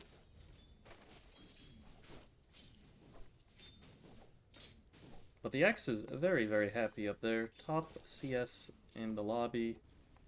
And cutting the waves. They can't really stop him. If this was Jakiro, maybe it would be a different story. But yeah, the Clockwork can't walk up to this Axe and stop the cutting.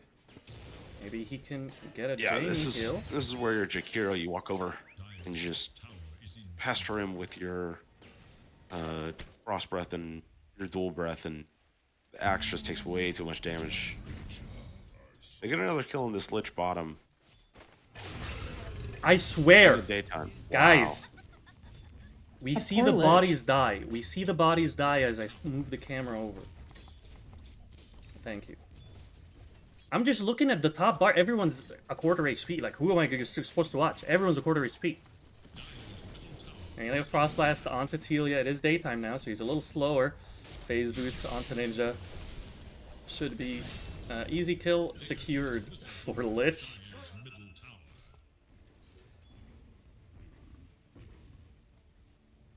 Thinking about doing some aggressive plays in the top lane as well. But yeah, that Focus Fire Windrunner, very strong. Yep, another Shackle Shot. I mean, he gains 35. Yeah, well, people are gonna die bottom. You know that. But the Shackle is what, 3 seconds, so I'm guessing he killed Skinny in 3 seconds. Where he was able to blink out. Jamie gets another kill with his Tame the Beast. Yeah, they've let this Axe have a dream first 7 minutes of this game. Wisdom is gonna go 1 each. Just another Shackle Shot.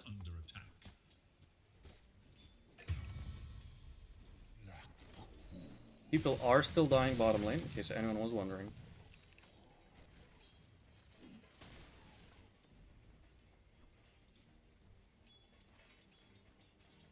It's a level 4 Night Stalker. This tri-lane is not helping. Indeed.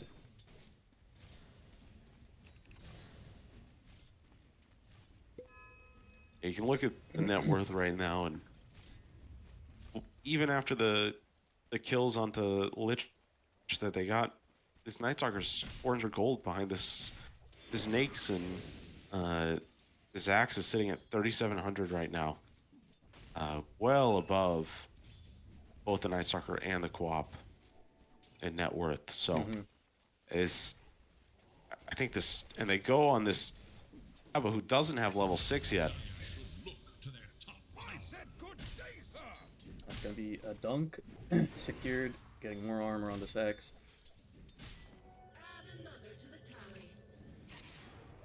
Wind is going to TP bottom with a regen rune. Dyer's top tower is Yeah, under Night Night Stalker Stalker does not have level 6. Someone's dying. I'm gonna find the focus fire onto Tornado.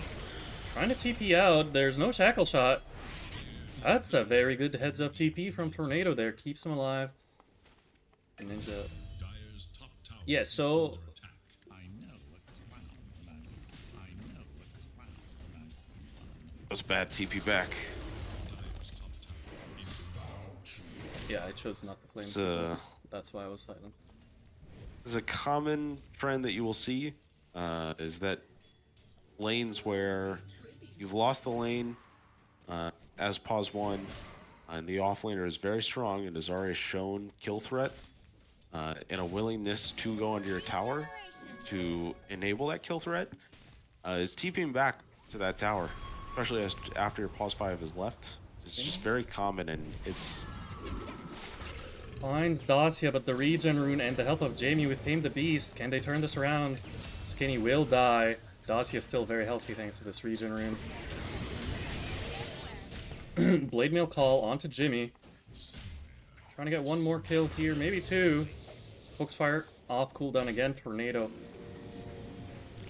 Oh, they stopped attacking him a little too early there, but Dacia finally Radiant should look to their bottom gets the tower. kill. It was okay actually, but gets it.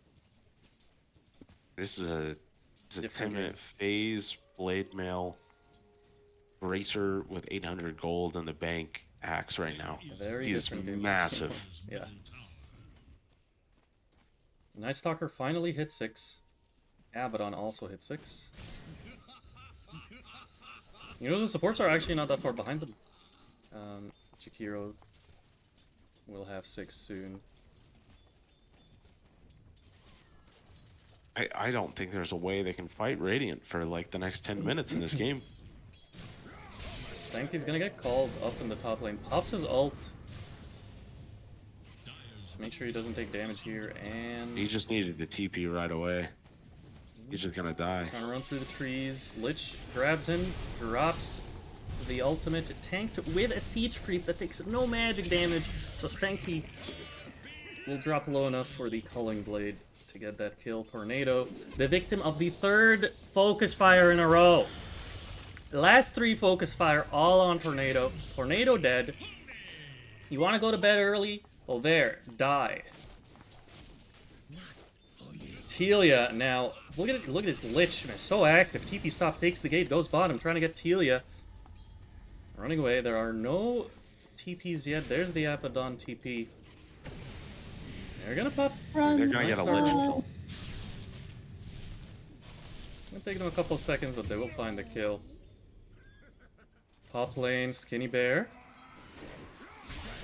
Blink was on cooldown for a second. He blinked to the creep wave to farm it. And I mean, okay 300 realizes gold that. away from a blink. Yeah, that's not okay. Radiant's bottom tower is under attack.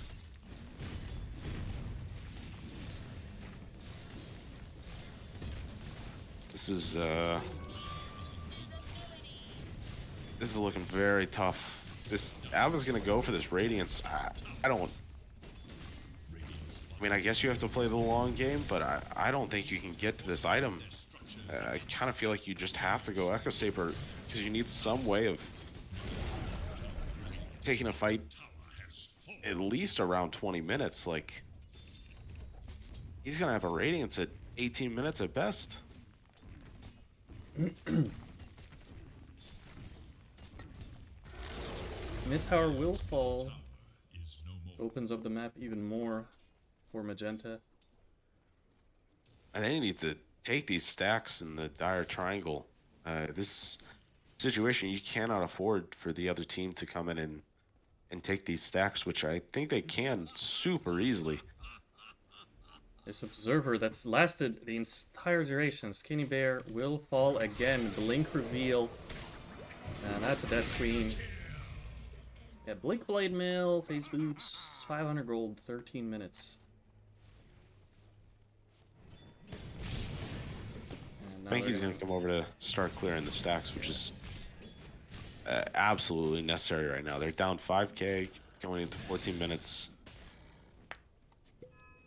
Right now, they don't really have a great way of taking this 14-minute Wisdom Rune fight, so they kind of are at the graces of this Radiant side to not contest this. Dire's top tower is under attack.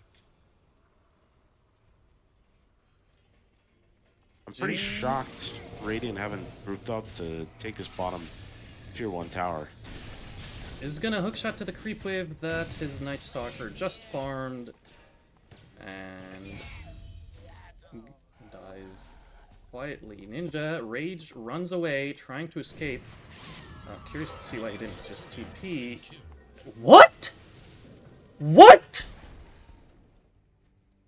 You guys are all watching that again because someone needs to explain to me how he's not looking at the Wheel of Wonder, because he's literally doing nothing but looking at the Wheel of Wonder. So how he didn't get cancelled there. Lich is dying in the mid lane. We don't care about that. We're watching that. No, because he's on his team. It's like absolutely crazy. Lich died in the mid lane. The ring was actually quite bad because it was placed on the gate, and the AoE is only basically just around Lifestealer's body, so it doesn't actually cover Lifestealer from getting out safely. No, talk to me like It needs I'm to be 2 years in old. I'm very between. confused. Okay, the ring and the Lifestealer are on Also, the same is the team. orientation? Oh my god! Thank God, ring and Lifestealer is the same.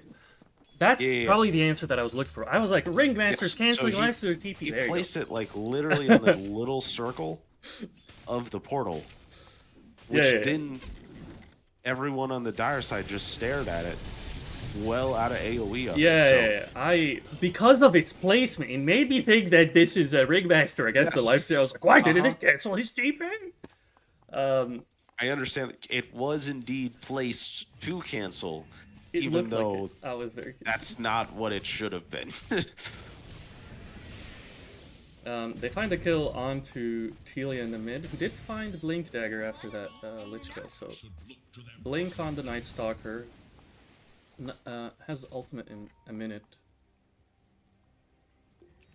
Dire's bottom tower And that item alone, like, is upgrades how impactful Night Stalker is as a hero. They're trying to defend this bottom tower without Night Stalker ultimate. is in danger. This axe is 2k away from BKB. Every coin helps. Skinny Bear is 100 gold away from Blade Mail. Telia blinks. And we're gonna find Jamie here. He's gonna TP out, forces the Sonic Wave. Actually cancels his TP to get a stun. Saw that Axe was nearby, maybe they could turn it. But that was a big kill, like it's worth committing the Sonic Wave there. That was a killing spree. The bounty claim Blink Call onto Jimmy. Jimmy's like, let me hook to you! And then he pings his teammate, he's like, you're reported.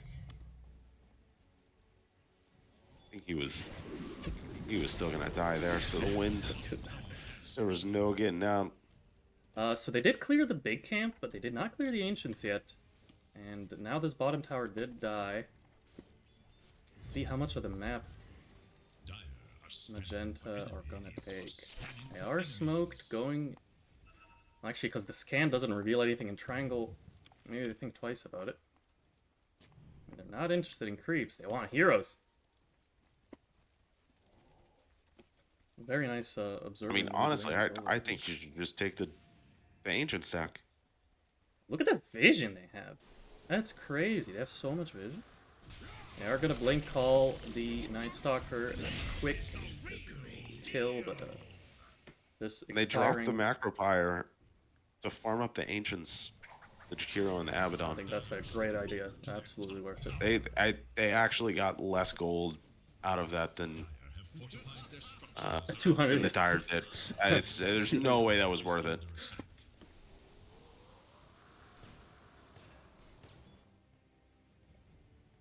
Jamie's got some good observers. Jimmy, on the other hand, is dying! No, he's alive! Keep him alive! Alright, Dossier's going high ground. He crazy, bro. He got Night Stalker ult, Blink Silence, nice Tame the Beast. Whoa, the ultimate for Queen of Pain pushes the ball back. They're gonna try to escape act. Dacia runs away. TP's out. Is there battery assault? Yes, there's cogs to cancel it. Still with the wind run. Tame the Beast! They finally get the kill. Axe with the call. Onto Telia. Night Stalker ult's still up for a few more seconds here. Trying to get Jamie. Before the dunk from Axe. Axe doesn't have mana for dunk. And Lifestealer showed up to the fight after it's over. Abaddon trying to run away. He doesn't have ult for a few seconds. What a outcome for Dire. A gift gifted to them from Dacia, where they accept it graciously. So I assume they, like, after this fight, they, like, this little gang top, they got Night Stalker, they just, like, walked very slowly to the bottom, and that's why nobody has mana. Like, the Lifestealer is also half mana, Axe didn't have mana. That's gotta be.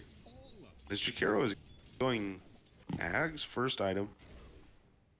It ruins Night Lifestealer, you know? Fewer damage, piercing VKV, I don't know. It's always this weird thing with Jakiro where like Ags is really good, but he also just does so much with utility items. I think Yules goes crazy this game. Force Staff is excellent this game. Glimmer is excellent this game. It's just so much gold to put into a spell that you're going to use every 2 minutes plus. Hello, we have family.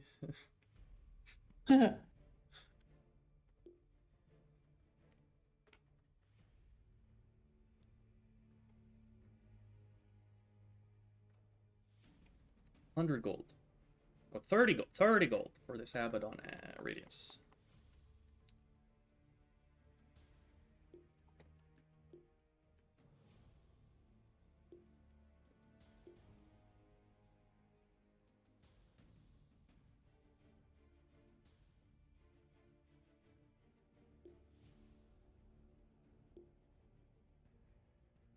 BKB. Did they actually explain what this pause is for? No, literally no. Question mark. Hello. What is going we on? We have family. 19 pauses. Windrunner has Dragonlance and going for BKB next. What else are we looking at? Manta queued up for the Lifestealer, but also he has an SNY queued up afterwards. So maybe he's going to keep the Manta a little bit for the farming, disassemble, SNY. I don't know what's going on. Only he Somehow knows. It took 2 more minutes to get to this Radiance than I thought it would take the Abba, and they, like, won a fight. Yeah. I don't... Jamie. Alright, we're clipping that. We're watching that. Yep. So saw his health bar dropping in the top. Escape Act. Yeah, okay. The one time I wanted the replay to only be 3 seconds. Dude, everyone's just watching him die. They're like, alright, dude, you're dead. Zaba's just dead. Yeah, the blink call without any more assistance, Jimmy's not enough to keep him alive there. Curious if this Axe goes back for a soul ring at this point, because it's multiple fights in a row now that he just runs out of mana. I think in large part, he goes in, uses his first bit of mana. He's only got 650, 670 to work with. And then on top of that, he gets hit with Cogs once, and he just doesn't have any mana to work with. He's going for an Octarine Core. 140 mana burn. That's like a quarter of his mana. It's crazy. The link from Telia onto Lich. And that should be a dead Lich. Okay. Looking at an angle, decides to leave. I feel like, you know, there shouldn't be so much Lich killing in this game. Yes. Definitely. I agree. Every coin helps. Kind of this tough point of he's like the one hero they reliably can kill. Looking at this, like everyone else is just incredibly difficult to kill. Okay, so he's The going for a Ringmaster's different been one. doing a good job of not showing. So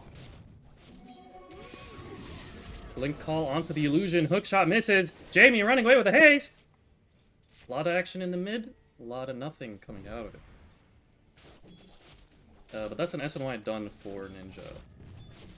He still has a Mantha queued in his inventory. I will forgive him. he switched to Basher.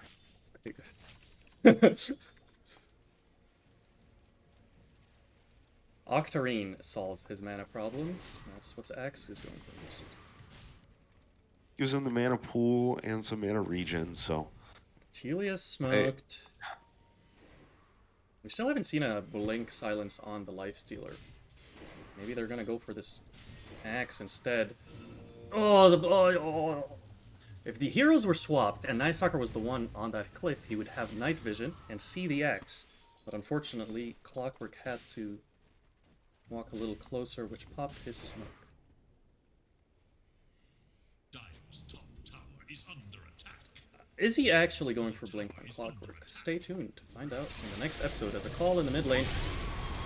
Telia finds himself a little bit in no man's land, wanted to get the mid tower, but ended up dying instead. Jimmy hooks shots to his own teammates. Wheel of Wonder, very attractive for this queen. Tornado, also attracted to his own Macropyre. And that's a really nice TP in the Roche Pit. Radiant's middle tower is under attack. We were a 5k lead. Now it's a 10k lead. There was a one promising fight for Dire, but the last two fights have been Magenta's way, and they're back in a very comfortable position.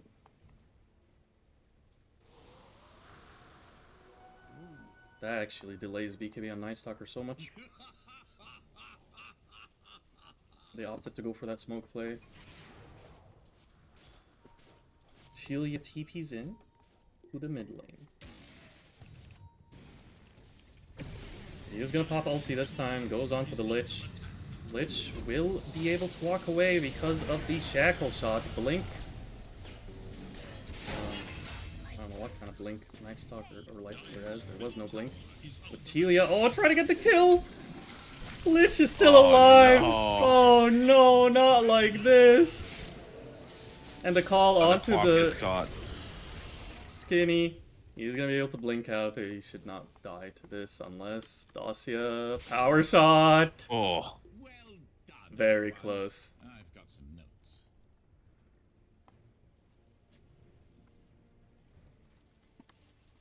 Alright, another death for the Night Stalker. Literally losing gold. Getting further from the BKB. It's not halting the BKB, it's like just making it further and further away. and I mean he's the same level as the Lich. I don't see a problem.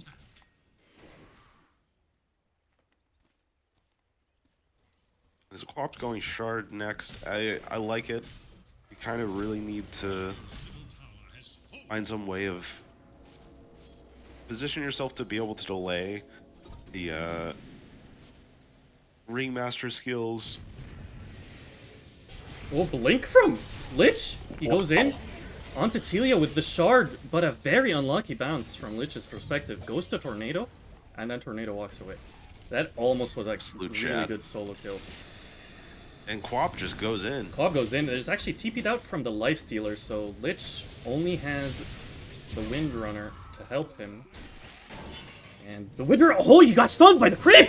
You got stunned by the crit! Dang! Puts the Wheel of Wonder on the cliff. And here's the axe. BKB gets the first dunk. Lifestealer's arrived. Lifestealer has arrived. Telia has died. Spanky has the ultimate here. Nice Macropyre. Onto two in the cogs. They're trapped. They're taking damage. Axe finally dies. Massive killing spree going Jimmy Pesto's way. Jamie's gonna die. Spanky cleans up. And now it's carry versus carry, which Spanky does not want any of that heat. He will walk away. bottom tower That's stuff. They got stuff right there. Yep. A lot of Stuff gold happened. for the clockwork. A lot of XP for the Abaddon. He's very happy about that. Radiant's bottom tower is Yeah, he pretty desperately needed to find some way of getting some sort of an advantage, and a good What's XP boost will certainly help with that. A DD right next to a Roshan? Alrighty then, say less.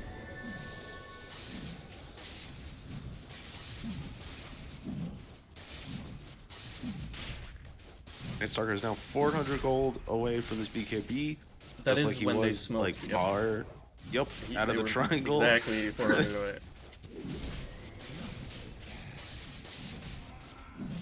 Roche is actually dying slower than I thought. Yeah. Aegis picked up for Ninja.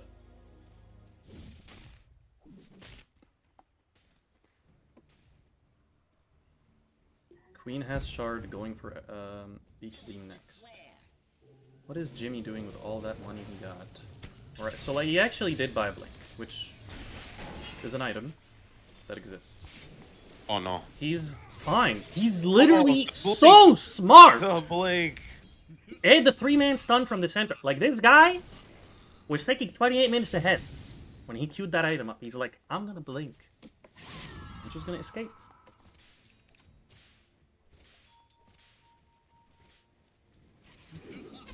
Shackle shot onto 160 gold Night Stalker. away. Oh no! Lich is going to die, but well worth it for him. Dacia does fall to the Sonic Wave. A double kill for Skinny Bear. That's the Octarine, entire Octarine dead on the Courier for Axe, whose Blink is going to get cancelled once. Is it going to get cancelled twice? No, it won't. A 3-for-2 trade. Very good for Queen. Very bad for Night Stalker. Yeah. Unfortunate. 40 gold away. Oh boy. Oh boy. It's taking him 10 minutes, but by God, he's gonna get this BKB. Just sell the clarity or something. I don't know. Dire's top tower is under attack. 8k lead, stopping the bleeding, and then Oh, don't leave the fountain. Just stay there, brother. I promise. trying to regain some ground back into this game. Scotty's queued up for Ninja. He's halfway there. It's gonna reduce the healing of the Abaddon. Does the slow impact ranged and melee people differently? Is that still a thing? If they're melee, 25. 50% if they're ranged. Okay. So it won't slow the Abaddon as much as it would slow a ranged hero, but that's alright. He's probably getting it for the Tower is under attack. heal reduction, mostly. They actually get value on the Radiant side for both their supports. They hit on Greedy for their neutral items, so during the next 5-6 minutes, these supports are going to be very happy just collecting all this passive gold. Also, the last couple of fights, the Macropyres with this Ags have been really good. Blink, Ice Path, Macropyre in the mid lane. And top, they find... Lich finds the Abaddon with a Blink ulti, but Abba pops his ult and runs away. Jimmy Pesto didn't really get the memo there, as he's gonna hookshot and die. Telia pops ulti BKB, trying to go onto the Lich. Escape Act keeps him alive, very, very low. Strongman's tonic blinking in onto the Queen, gets called, dies. Skinny Bear does not have buyback.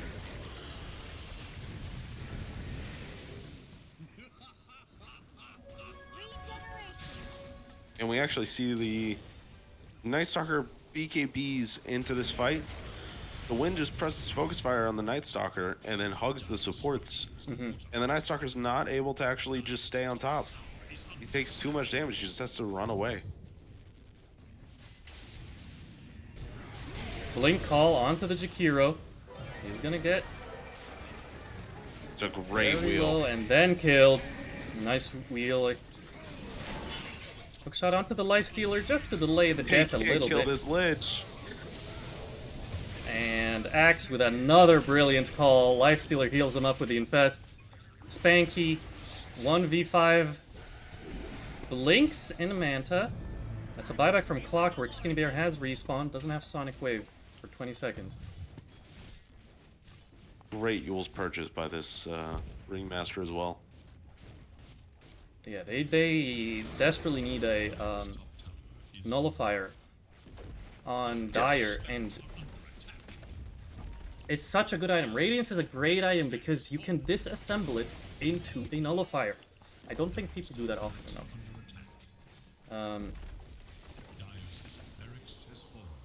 Radiance is like super good because you're getting this 25% evasion against the Lifestealer, Windrunner, sure, but you've tried to kill Lich for 10 minutes and he died eventually, but it took you way too long to do it. You lost your Rex. It was 3 different goes.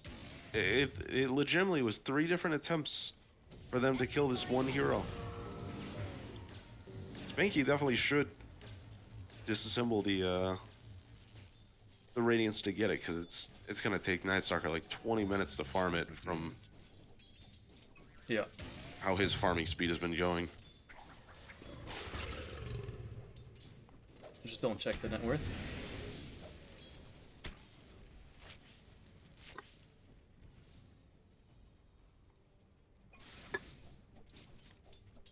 What's the graph telling us? What do you think? Over 80% or less than 80%?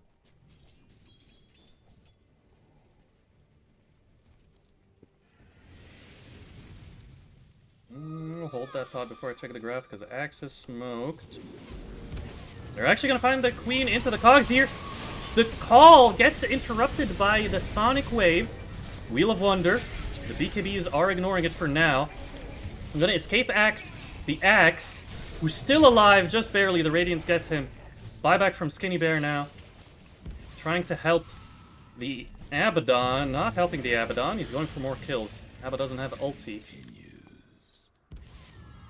Skinny Bear blinks in with the Blade Mail. Crazy blink. Silence from Telia. Skinny Bear dieback. Telia being focus fired, has to run away. Spanky also has to run away. And he's trying. He's trying to run. But Ninja's like, I don't think you can run, because I'm a Lifestealer. And he's going to infest Dacia, and they want to keep going. Kill more. There's no way The you're... buyback from Spanky. Does not have ult still. He could die again. Alright, they're trying to find maybe someone before they escape. A nice Ice Path actually connects. Windrun is expired. Shackle Yes, Shot BKB. doesn't land on a tree. Escape Act. Ice Path onto the Lifestealer. Lifestealer actually has his Ags coming out of his courier right now. Oh, blink from Lich, but doesn't get the vision. Shakira walks back to the high ground.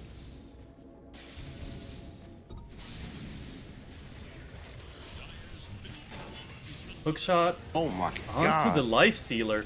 They're gonna drop Macropire, and it was a 2 support job that they were unsuccessful at. Blink call onto Jakiro. He will die.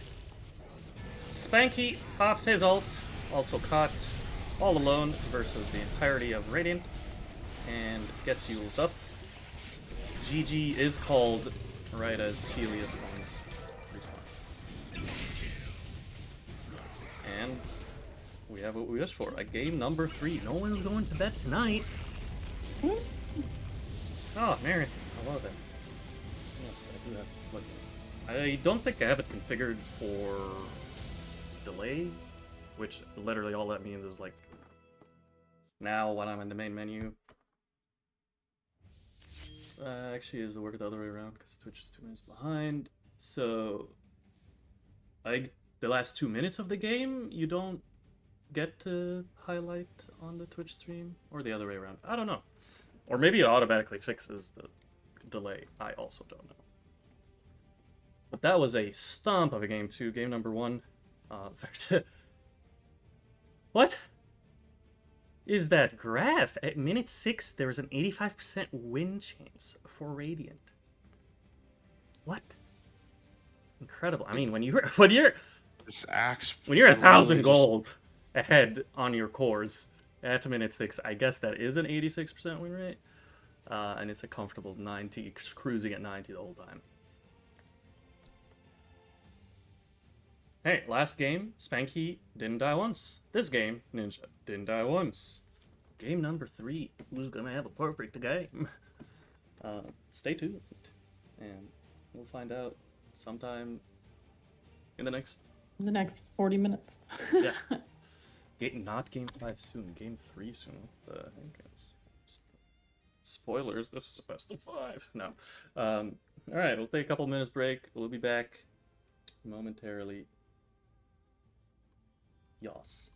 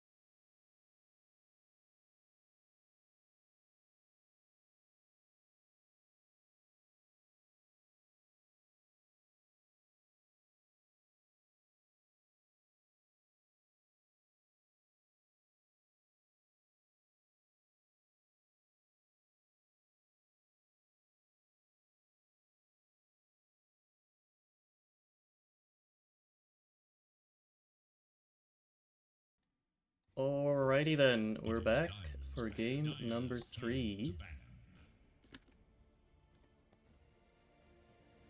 It is Radiant's ban.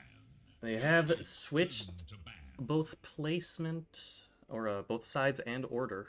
So Buzzy Mcbees are on Radiant 10 with second pick. seconds.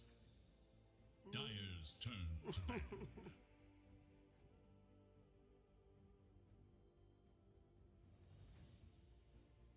10 seconds remain. They still keep the Willow Skywrath bans. 5 seconds. Magenta have one less ban than normal, so you get rid of the Weaver, Shaman, and Radiant's turn to Clinks. What core will make it through? ban. Dire's turn Never to mind, Buzzy Mcbees gets rid of the cores as well. Slarter and Razor out. ban.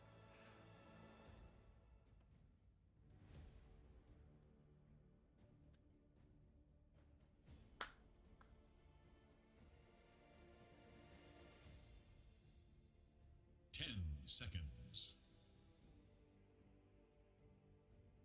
5 seconds remain.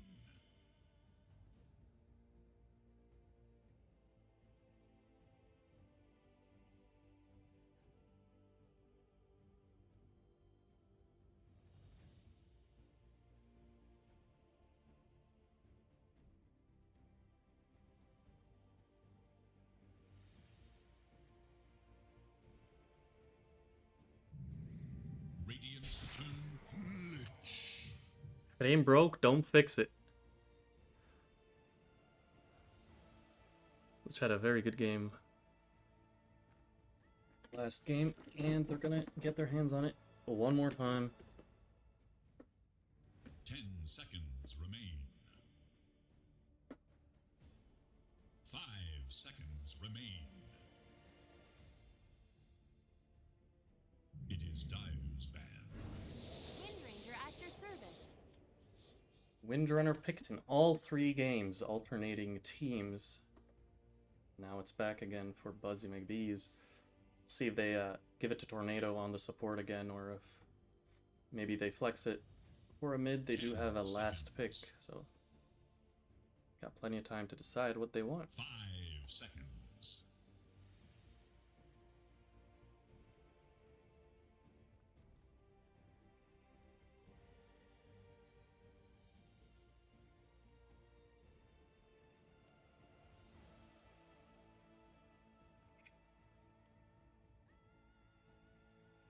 It is Dire's ban. Okay. It is Radiant's ban.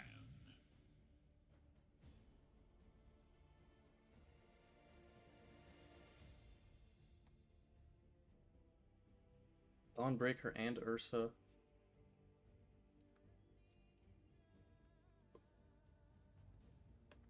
10 seconds remain. Will Win have a 100% win rate in this series? Yeah, you know, maybe. That is the special sauce that teams need to have. Dire must choose. Waits.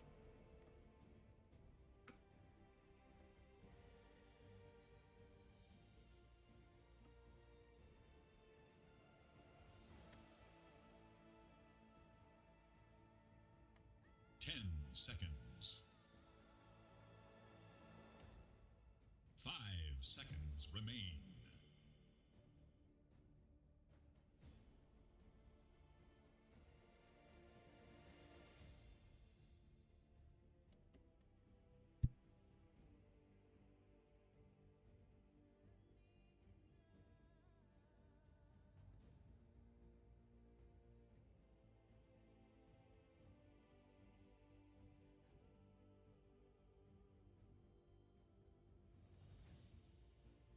You think that's a support duo out of Radiant with these first 2 picks, or you think they're keeping Wind open as a flex right now? I think Wind's a pretty decent core that you can definitely flex it until the last pick.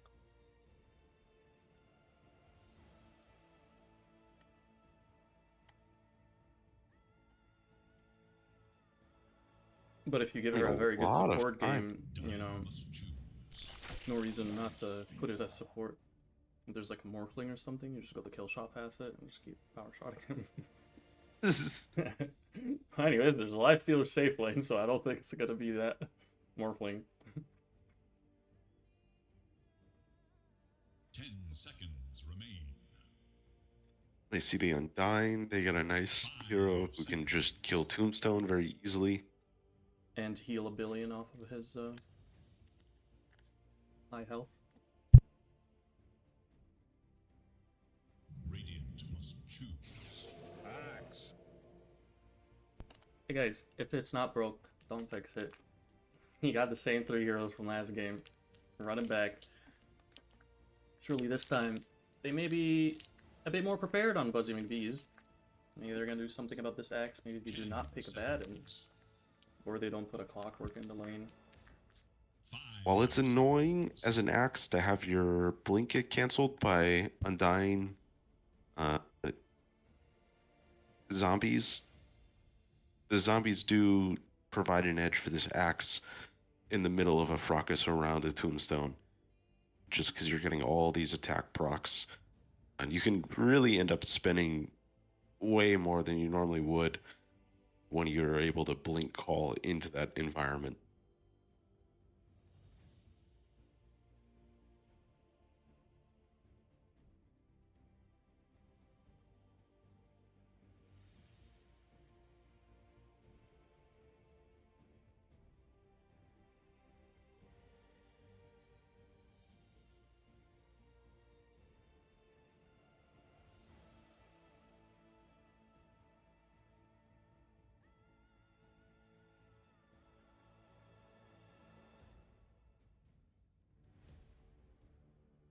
I kind of wouldn't.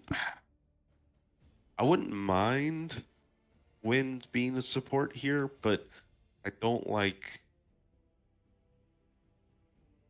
I don't love Undying into Axe, so I would kind of like to put Undying into the off lane, but I also don't like Wind into an Axe as a Wind support.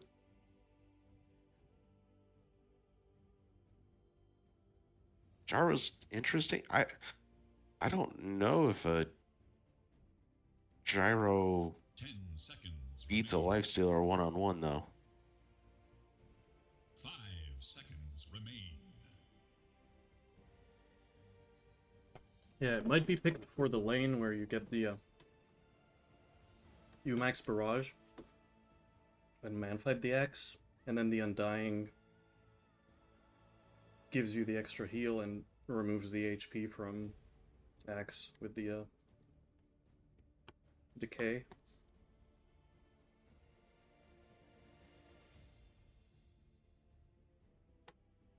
But yeah, I'm not sure how the matchup, the carry matchup is. Omni Knight. Put Omni Knight in the equation though, shakes things up a bit, doesn't it? I mean, it's good. I mean, you know me, I'm a huge stan for Omni offlane right now. I think it's very strong, but it is 5 seconds. objectively slower paced. Dyer's turn to Really, like, you want to wait until level 10 to really run at them. So that's been banned. And they've been banning every game. And They Dacia's finally gonna get this Huskar. yeah, Dacia gets his Huskar. And they're able to protect it with the bans. Viper. Assuming the other one would be another hero that counters Huskar, which who knows?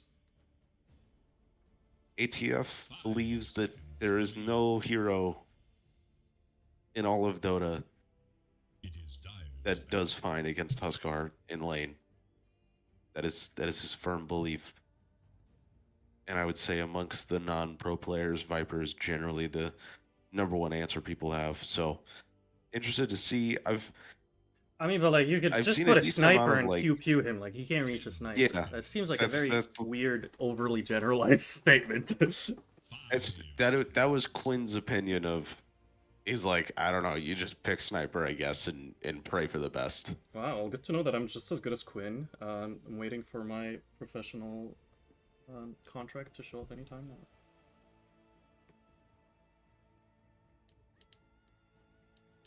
in theory, you could run sniper for Buzzy Mcbees, but I definitely worry about this time before Omni Knight is level 10 that you just really struggle. Now, I will say, Omni in the game is really nice against this Huskar. Since the change that you can still use your, as long as it's on, Autocast. as long as it's toggled on, your hammer going through silence.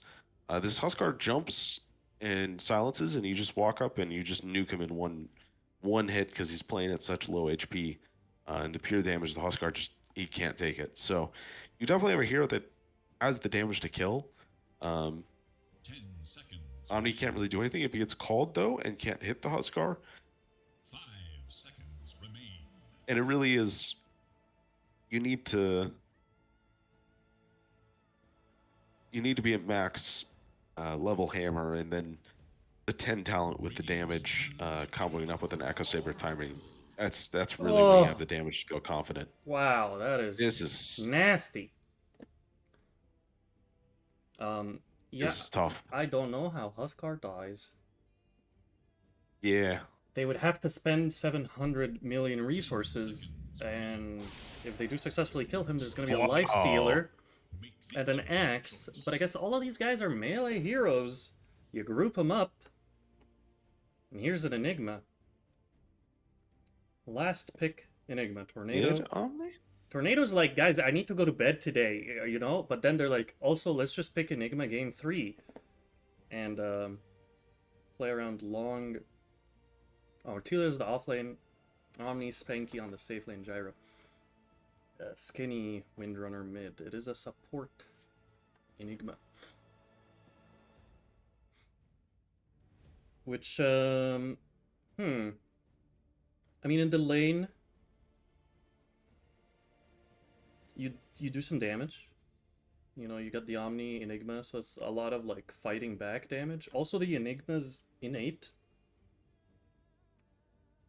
of allies taking 10% less damage when they're near you might make a difference, might not. But I think there's gonna be some brawling going on in this Lifestealer Oracle lane. Or sorry, Lifestealer. I hope he's not actually going Healing Hammer.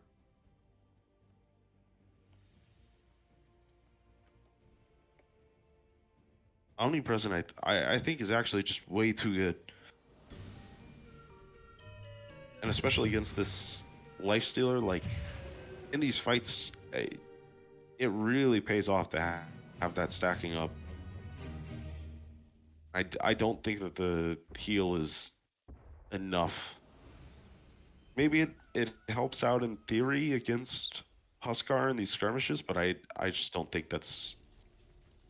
Prepare for battle.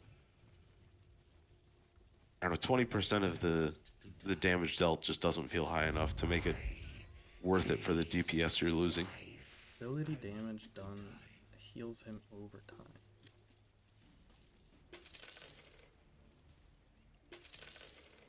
So is that... When it says ability damage, is it just the 25 damage of Hammer Purity, or in addition to his base attack damage that's applied? I would hope it's in addition, and it's not just the 25.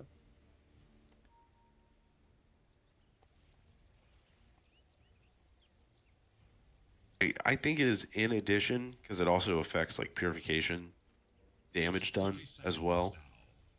But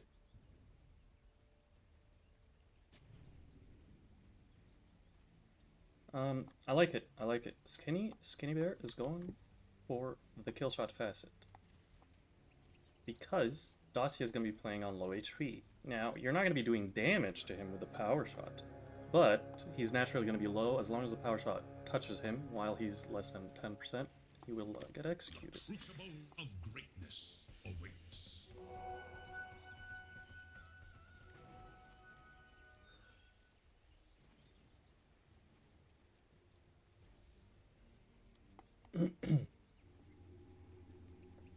oh wait, so do they change? Okay, so it's Omni 4, Enigma 3. Okay.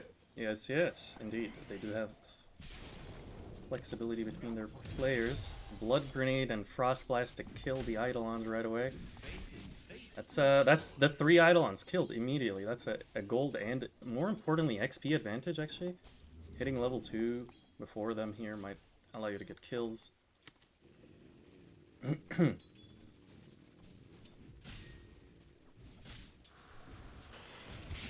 Alright, I mean, that's just a mid difference. That was insanely toxic. He wind runner, he wind ran under the tower to get the power shot kill. I didn't even get him that low. They were just trading. I think they were just trading. He also have Burning Spear level 1, so like he was dealing damage himself, and then Windrunner, I guess, attacked him a couple of times. And Eidolon's being immediately targeted right as they spawn. Telia gets the Hammer of Purity on. Lich! Blood Grenade, not enough to keep him outside of the tower range, though.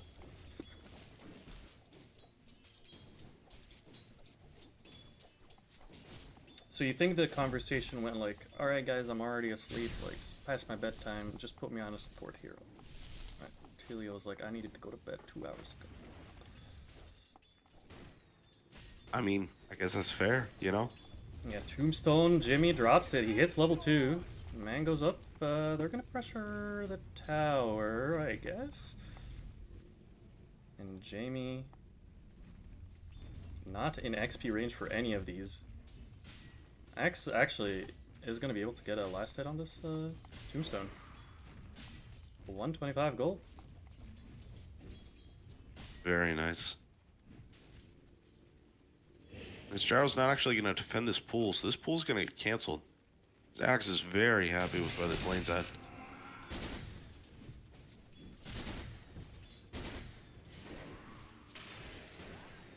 Nice deny there by Jamie.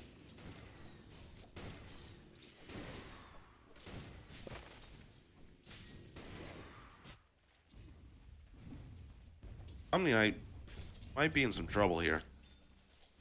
I don't know if he's going to die, but he's certainly going to take a lot of damage. Oh, yeah, that's way too much slow. Tornado trying to maybe find a return kill with the Malefice. But the stun is not enough for him to catch up.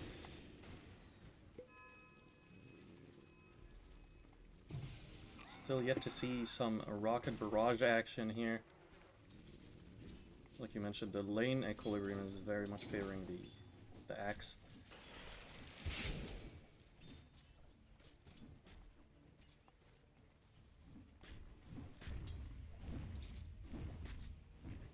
This Oracle doesn't even need to do anything, and they're clearing out these Eidolons immediately after spawn once again. This Enigma's just really not being allowed to apply the pressure that he wants to apply when he picked this hero. I mean, every Eidolon gives Lifestealer another point of health, too. He's tanking up. He's very happy. Warrior never rage quits. Wynn's gonna go for this, and she actually denies the water rune, recognizing she's gonna take way too much damage trying to go for that. I was able to beat him to the other one using Wind Run. Had to debate the actual cost of not getting that ranged and melee creep under tower. He certainly could have done damage with the fact that Wind did already use the Wind Run to get there, but I think it's a wise choice of recognizing as I don't need to damage my econ any further. Already gave up the first kill in the lane to this Windrunner. Don't need to double down. There's Rocket Barrage on the axe. I do believe this is the first one. He took a lot of damage for it. You know what? Saved it till it was level 2 to really apply it to use. Can't hate on that. Level 2 is better than level 1.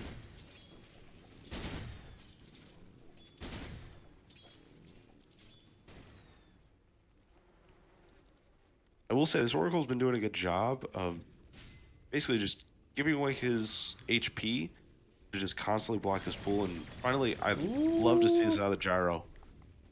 Actually helping out his support by protecting the pool. This pool can't actually occur unless you protect it.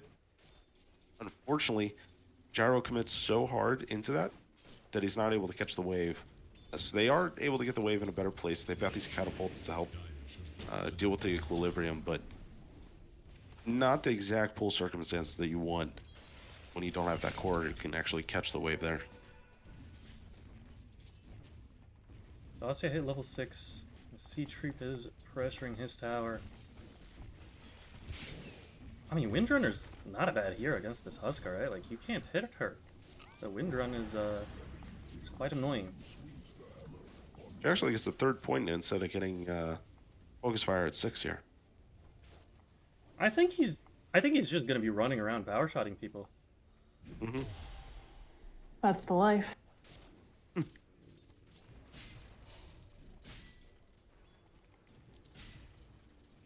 Finally, these Eidolons are got enough HP that this Lifestealer can't just click through them very easily.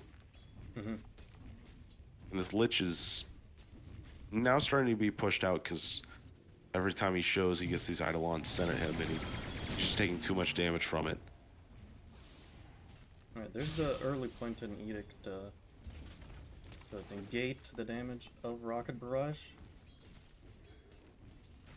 They do a good job of protecting the Wisdom Rune for Dire here. The Axe kept posturing by the river. Yep. Top tower. The Enigma effect. A dead tower by 7 minutes. Dire's top tower has fallen. Is there like an average time for first tower down for like high competitive games? The first Siege Creep at 5 minutes, usually. It's nighttime Siege Creep. Supports are done babysitting the carry. But the laning phase usually lasts longer in non-pro games.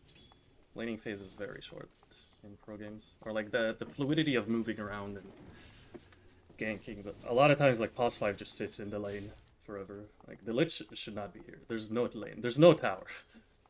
Lifestealer should go jungle. Lich is standing. But yeah, like mid lane Windrunner also applied some good pressure with that Siege Creep.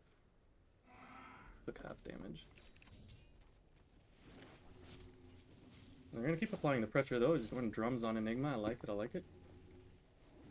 Which offers Telia the opportunity to go for the Greaves on this Omni Knight. One support, or one hero has the Greaves, the other hero has the Bongo Boots.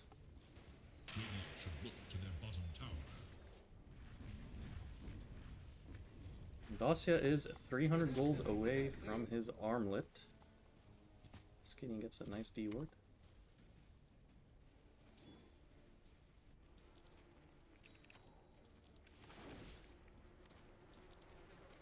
You should be able to take this tower in 10 minutes here. Yeah, Lich did take the gate and rotated bottom. Pesto is gonna drop the Tombstone. They're bringing the Lifestealer as well. He's gonna find the Undying. And use a repelled Gyrocopter, who is going to kill Lifestealer. Shackle shot onto Jamie.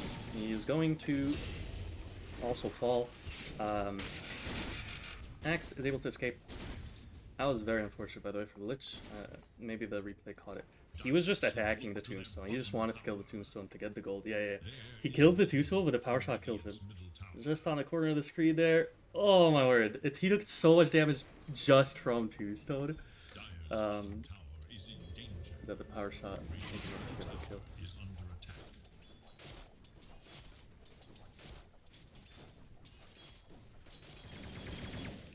It's a very optimistic win gate by the Lifestealer in that situation. I feel like when you make that move, it's to open up space so this Lifestealer can more freely hit these waves top. Yeah, he also Instead, didn't he come goes with a and- creep. Like, he could have infested an ancient creep with the Gore Storm.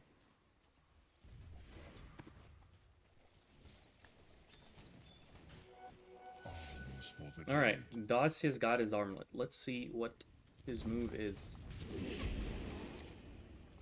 Does he go Roche? Does he go dive towers? Does he continue farm? I have no idea. Don't know what Huskar does. Except kill people. Tombstone dropped to make sure this mid tower does fall. They're up by 2 towers. The Gyro's going for Dragonlance instead of an Ags or Crystallis.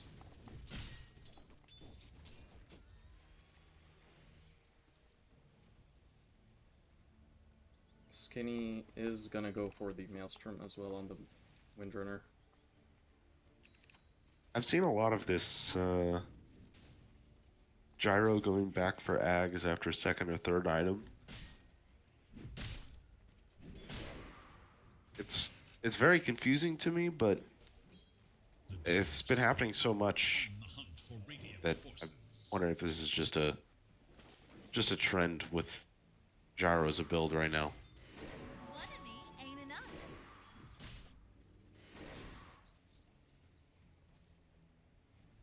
Both teams kind of just farming their side of the map. Dire's middle tower There's is one under more attack. tower for Radiant to claim. But Telia wants to farm the Blink Dagger. 600 gold off of that. Radiant's bottom tower is under attack.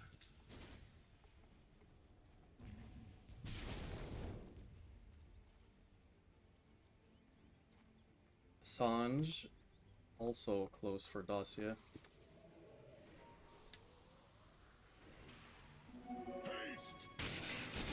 He has this haste rune, but I don't know if he can do anything with it. He's gonna ult Skinny there, who does not have Windrun for a couple of seconds. He's gonna Windrun, gets healed by the Omni Knight. The Ooh. Oracle removes the ulti, but doesn't remove the repel. Jamie finds the kill with his nuke. He's disarmed. Telia is now in trouble next to the Tombstone. Does not do much. And Dacia gets a double kill. Spanky shows up, trying to get kills here. Will he find the axe?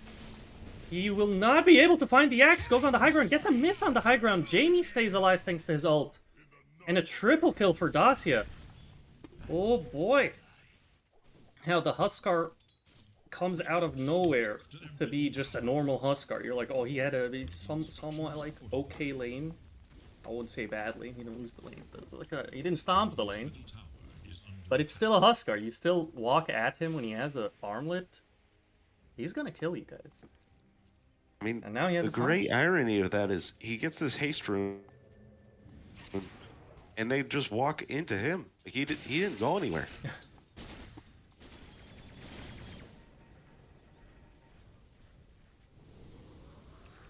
Lich will eat a shackle shot in the face as well as a focus fire. Faith in fate restored. Alright, Enigma has his Blink. On to Courier. Ready for some action. Where is he gonna take it? Somebody's gotta die to a black hole. Or else Dire's we will be very tower mad. is in danger. Max just starting his Blink adventure now as well. After completing that Blade Mail. Eager to know Dire's whereabouts.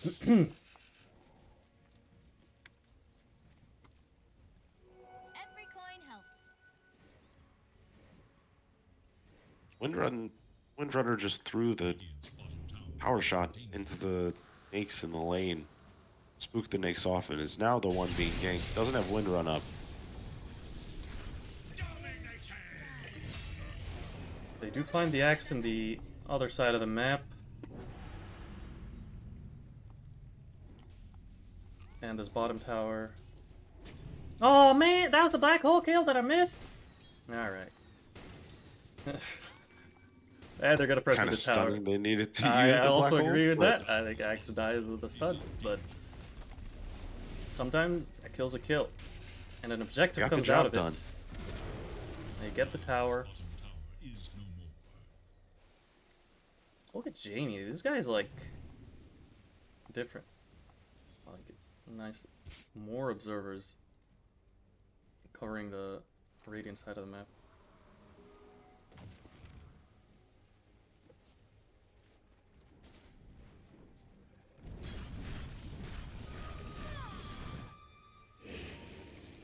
Radiant are scanning for enemies. Really awkward game right now if you're this Undying. Don't really have a... Purpose.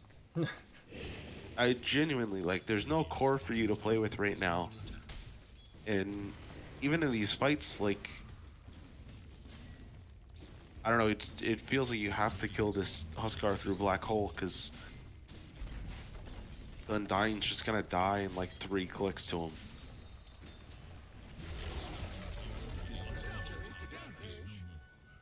Jimmy's on the enemy side of the map. He scared Lil Ninja. Little does he know that this Undying is absolutely a low. There was no threat, but good for Jimmy. He gets a couple of creeps here. Never mind, you can't last hit. We're gonna go look elsewhere. There we go. We're just gonna. Sometimes people can't perform under pressure. It's fine. He decayed for the last 2, so it's fine. Dire should look to their Everybody on Dire has a blink queued up except the Lifestealer. Everybody. And their mother, and their aunts. It is already done on Dossius, just on his courier. for Dire's middle tower. Just because Lifestealer would just tag along. Exactly.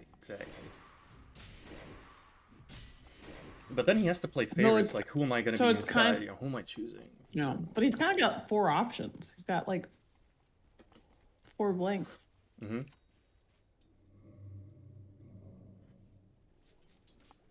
And now you need to be on the lookout if you're Radiant of...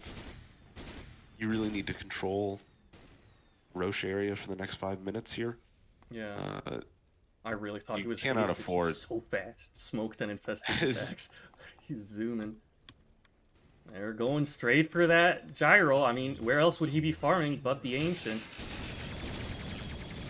Scan connects, the Blink call connects, Blade Mail, Lifestealer, they find the kill. Culling Blade misses, but they get the job done nonetheless. He is going back for that Ags, like you mentioned. 1,300 gold away from it. Radiant are trying to find Huskar, but they have no idea where he is.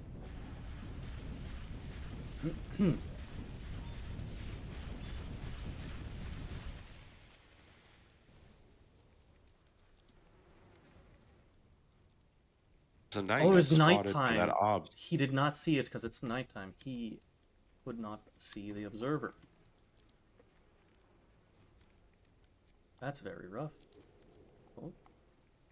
He may have caught a glimpse of that gate being taken. Axe is gonna get a blink call onto Telia.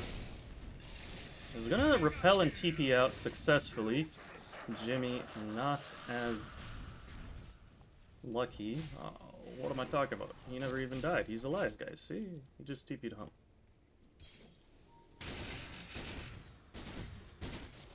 Now, Tormentor's coming up in a minute here, and Dire are grouping up top, trying to kill this top tower. Remove a TP location.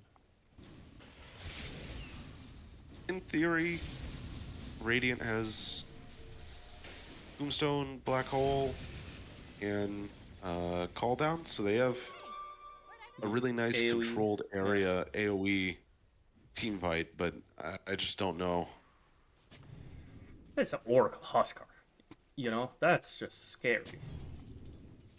Yeah, they exist in this place where they both need to kill the Huskar and the Oracle during the The duration Observer of Black catches Hole. them out. They're gonna find the Undying. Chain Frost does not bounce. Actually, now it does. Blink Call onto the Enigma. Oh, he spawns! He Spawns Eidolons with his innate, with his facet. He spawned Eidolons and died. And then they Culling Blade Telia. Telia dies. It's a disarmed Skinny Bear. He can't fight back. The Eidolon's trying to do anything, but they can't. Alright. In general, like genuinely, seriously, never pick this facet against Lich.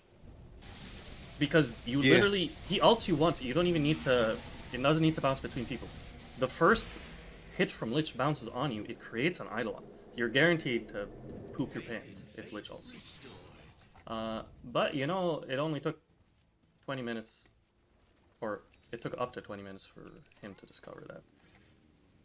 He's going for an I mean, I know the Lich just got his shard, but he basically already had a free shard, courtesy of Enigma. Yeah. This is tough. That was a really bad fight for them. Indeed. And not even getting some kills out of the engagement. You're not able to get Black Hole off. There was never an opportunity. Like, Enigma just blinks in there, and there's no target.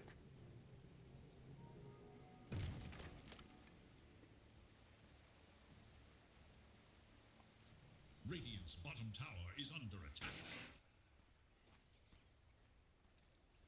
The Observer? I'm not sure what this is just weird where like both the Omni Knight and the Undying just exist in this place where like neither of them are particularly amazing at shoving waves. Mm-hmm.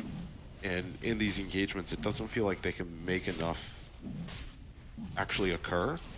Blink Call onto both supports with the Lich ulti as well. They were trying to come disrupt this Roche fight.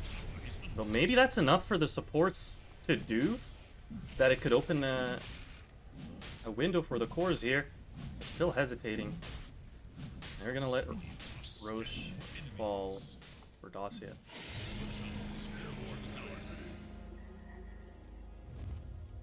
Immediate smoke from Dire. They want to get the mid tower. Dacia's 1,000 gold away from Blink. Or sorry, from BKB on top of his Blink. And blinks onto the very dead Omni Knight.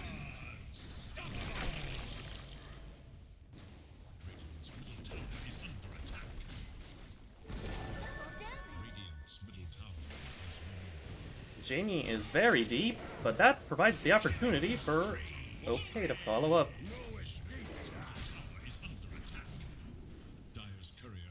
And this is kind of where the Huskar sweet spot is. It's just chain feed off of the enemy team. One by one. Look, another Blink kill. As long as there's not 5 alive, you genuinely can just blink into anywhere but the fountain. You can get some kills. And they're looking to do just that. They get the mid tier 2. They're looking to go high ground. 23 minutes into the game. Enigma is dead, has buyback, doesn't want to use it. Only 20 seconds on the respawn timer and trying to save up for this. I mean, they do have the crit stick now on the gyro, which is some damage. It does but get repelled, it might be...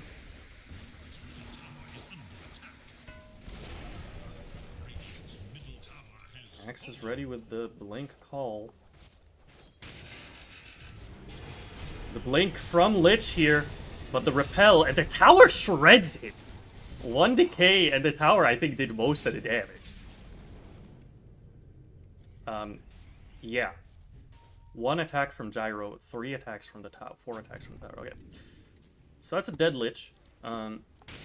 He heard me say that, you know, just blink in, kill people. And he did. So we commend him for that. Good job.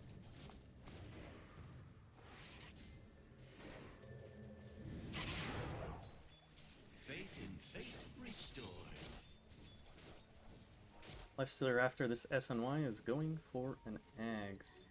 The BKB's done for the Huskar, and naturally he's also going Ags. And Axe got a kill, which is it's pretty expected at this point.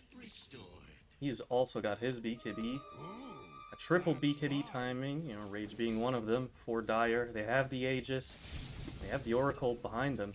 They're very strong and they want to keep utilizing that strength. He's going SNY actually instead of Ags on Huskar.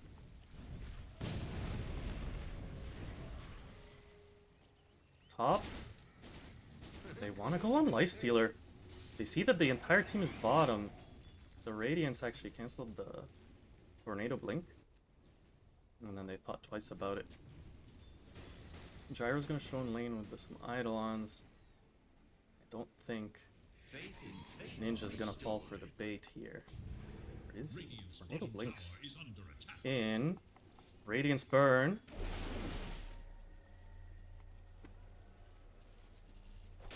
Nothing.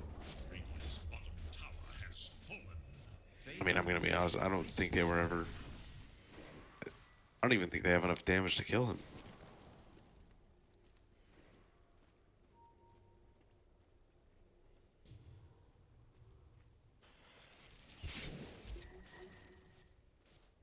Skinny Bear has to wind run away from this Huskar.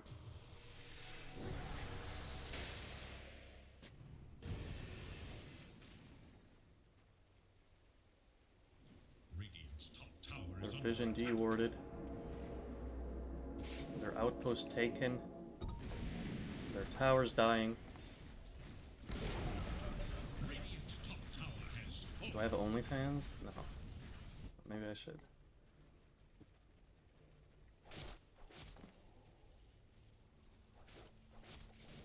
I think I'm just gonna buy out for the Ags here. I feel like this Ooh. Omni's been sitting on this headdress chainmail for Enigma 7 blinks minutes out now. just in time as the Dacio's trying to chase him. Radiant's top tower is under attack. Vision is very scarce for Radiant, just this one by the top jungle. Shard for Axe coming in his career.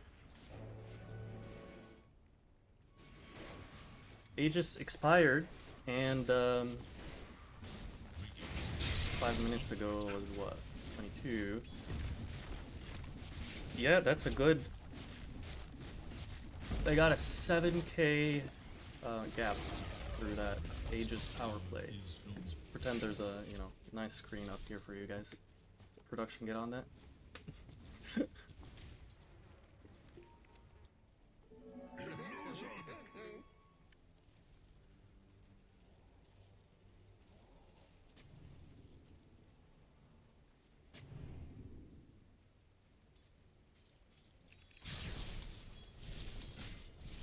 The mech has finally arrived for the Omni Knight. Go. Recognizing how aggressive Dire is playing, he is also going to just sneakily grab that wisdom Are scanning for right enemies. before Ninja TP's over. The scan from Radiant confirms that their wisdom is no longer there. Nice sentry from Jimmy also to deward that area. There's something to be said about a gyrocopter high ground though. Especially one that has a free BKB thanks to the support Omni Knight. Allows him the luxury to just go this Satanic first. And maybe he can just go straight for the Rapier if he needs. If the game comes to that point.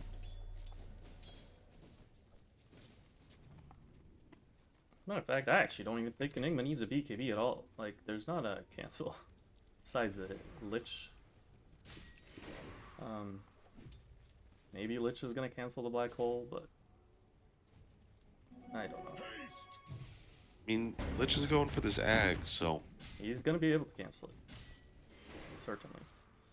Dire's top tower is under attack.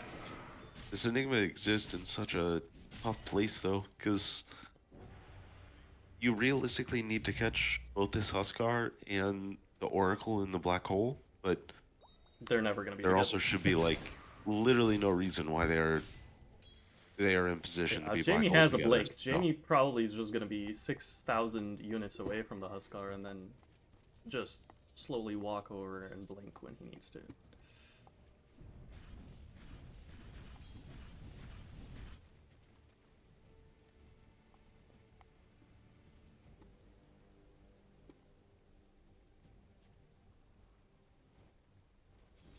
Radiant are scanning for enemies. Faith in fate restored. Faith in fate restored. And yeah, he's gonna have the Aether Lens in a few minutes here as well on Jamie, so even more reason to stay away from him. And he has the cast range enchantment on the neutral. Very, very comfortable game for Jamie so far.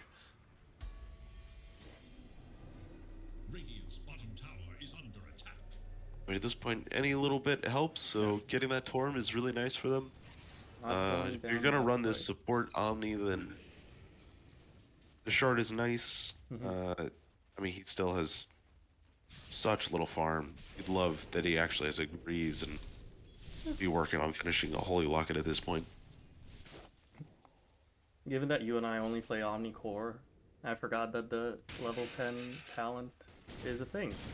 There's a repel duration, which makes it a 6-second repel, equivalent to a BKB, but on a shorter cooldown.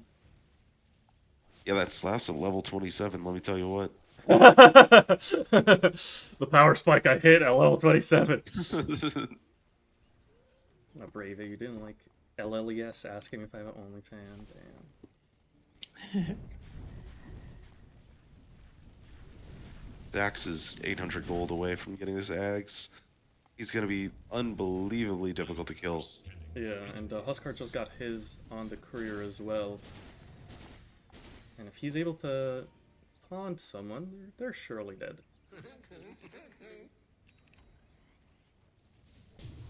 Daedalus finish for this Gyro.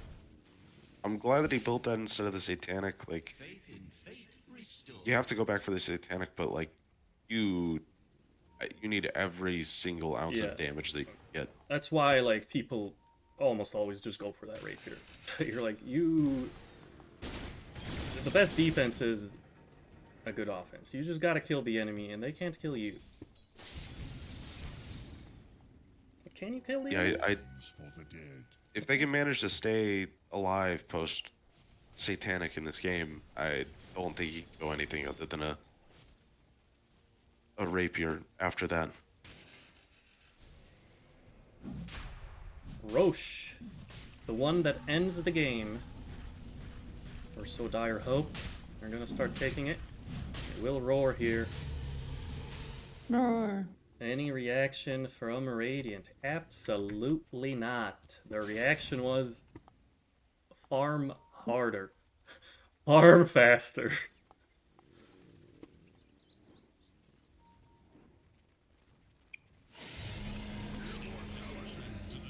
Placing some defensive observers, but it did get scouted by this one. Telia might get caught out blocked by those creeps. Okay, he's fine.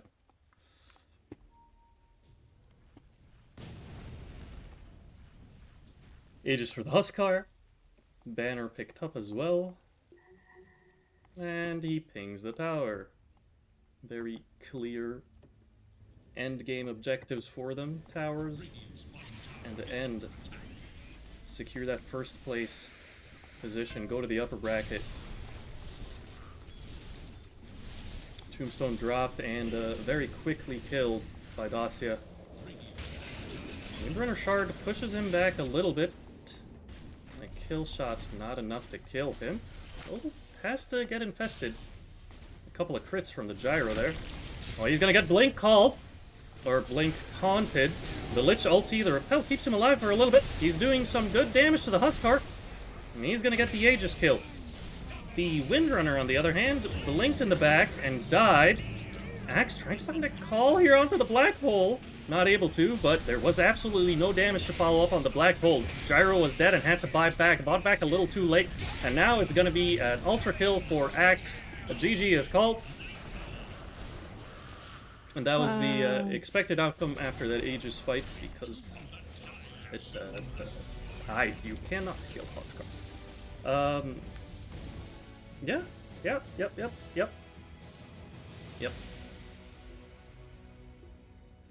You thought it was an advertised bot? No. Also, I'm talking to Abravia 2 minutes in the past. Thanks, Abravia. Well, that is a... Oh, man! Windrunner didn't get a 100% win rate in this series. Unfortunate. Very close. Oh.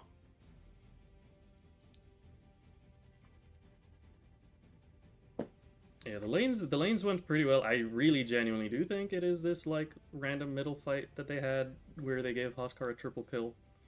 That's probably when things started going south, but overall a pretty decent series. But a very crucial series because that, like I said, Magenta now are in the upper brackets, sitting there comfortably for the playoffs. And Buzzy Mcbees are going to be in the lower bracket, fighting for survival. Any last words from either of you? No. Nobody had a perfect game. Windrunner, not 100% win rate.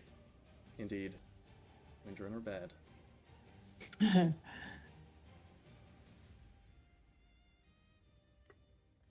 Well, with that, we are going to see you guys. I don't know if I'm going to say next week, because I don't know when playoffs are. I don't know if there's a week break. Either way, I'm going to see you when playoffs are, be that next week or the one after. Thanks for tuning in. Mad Dog out.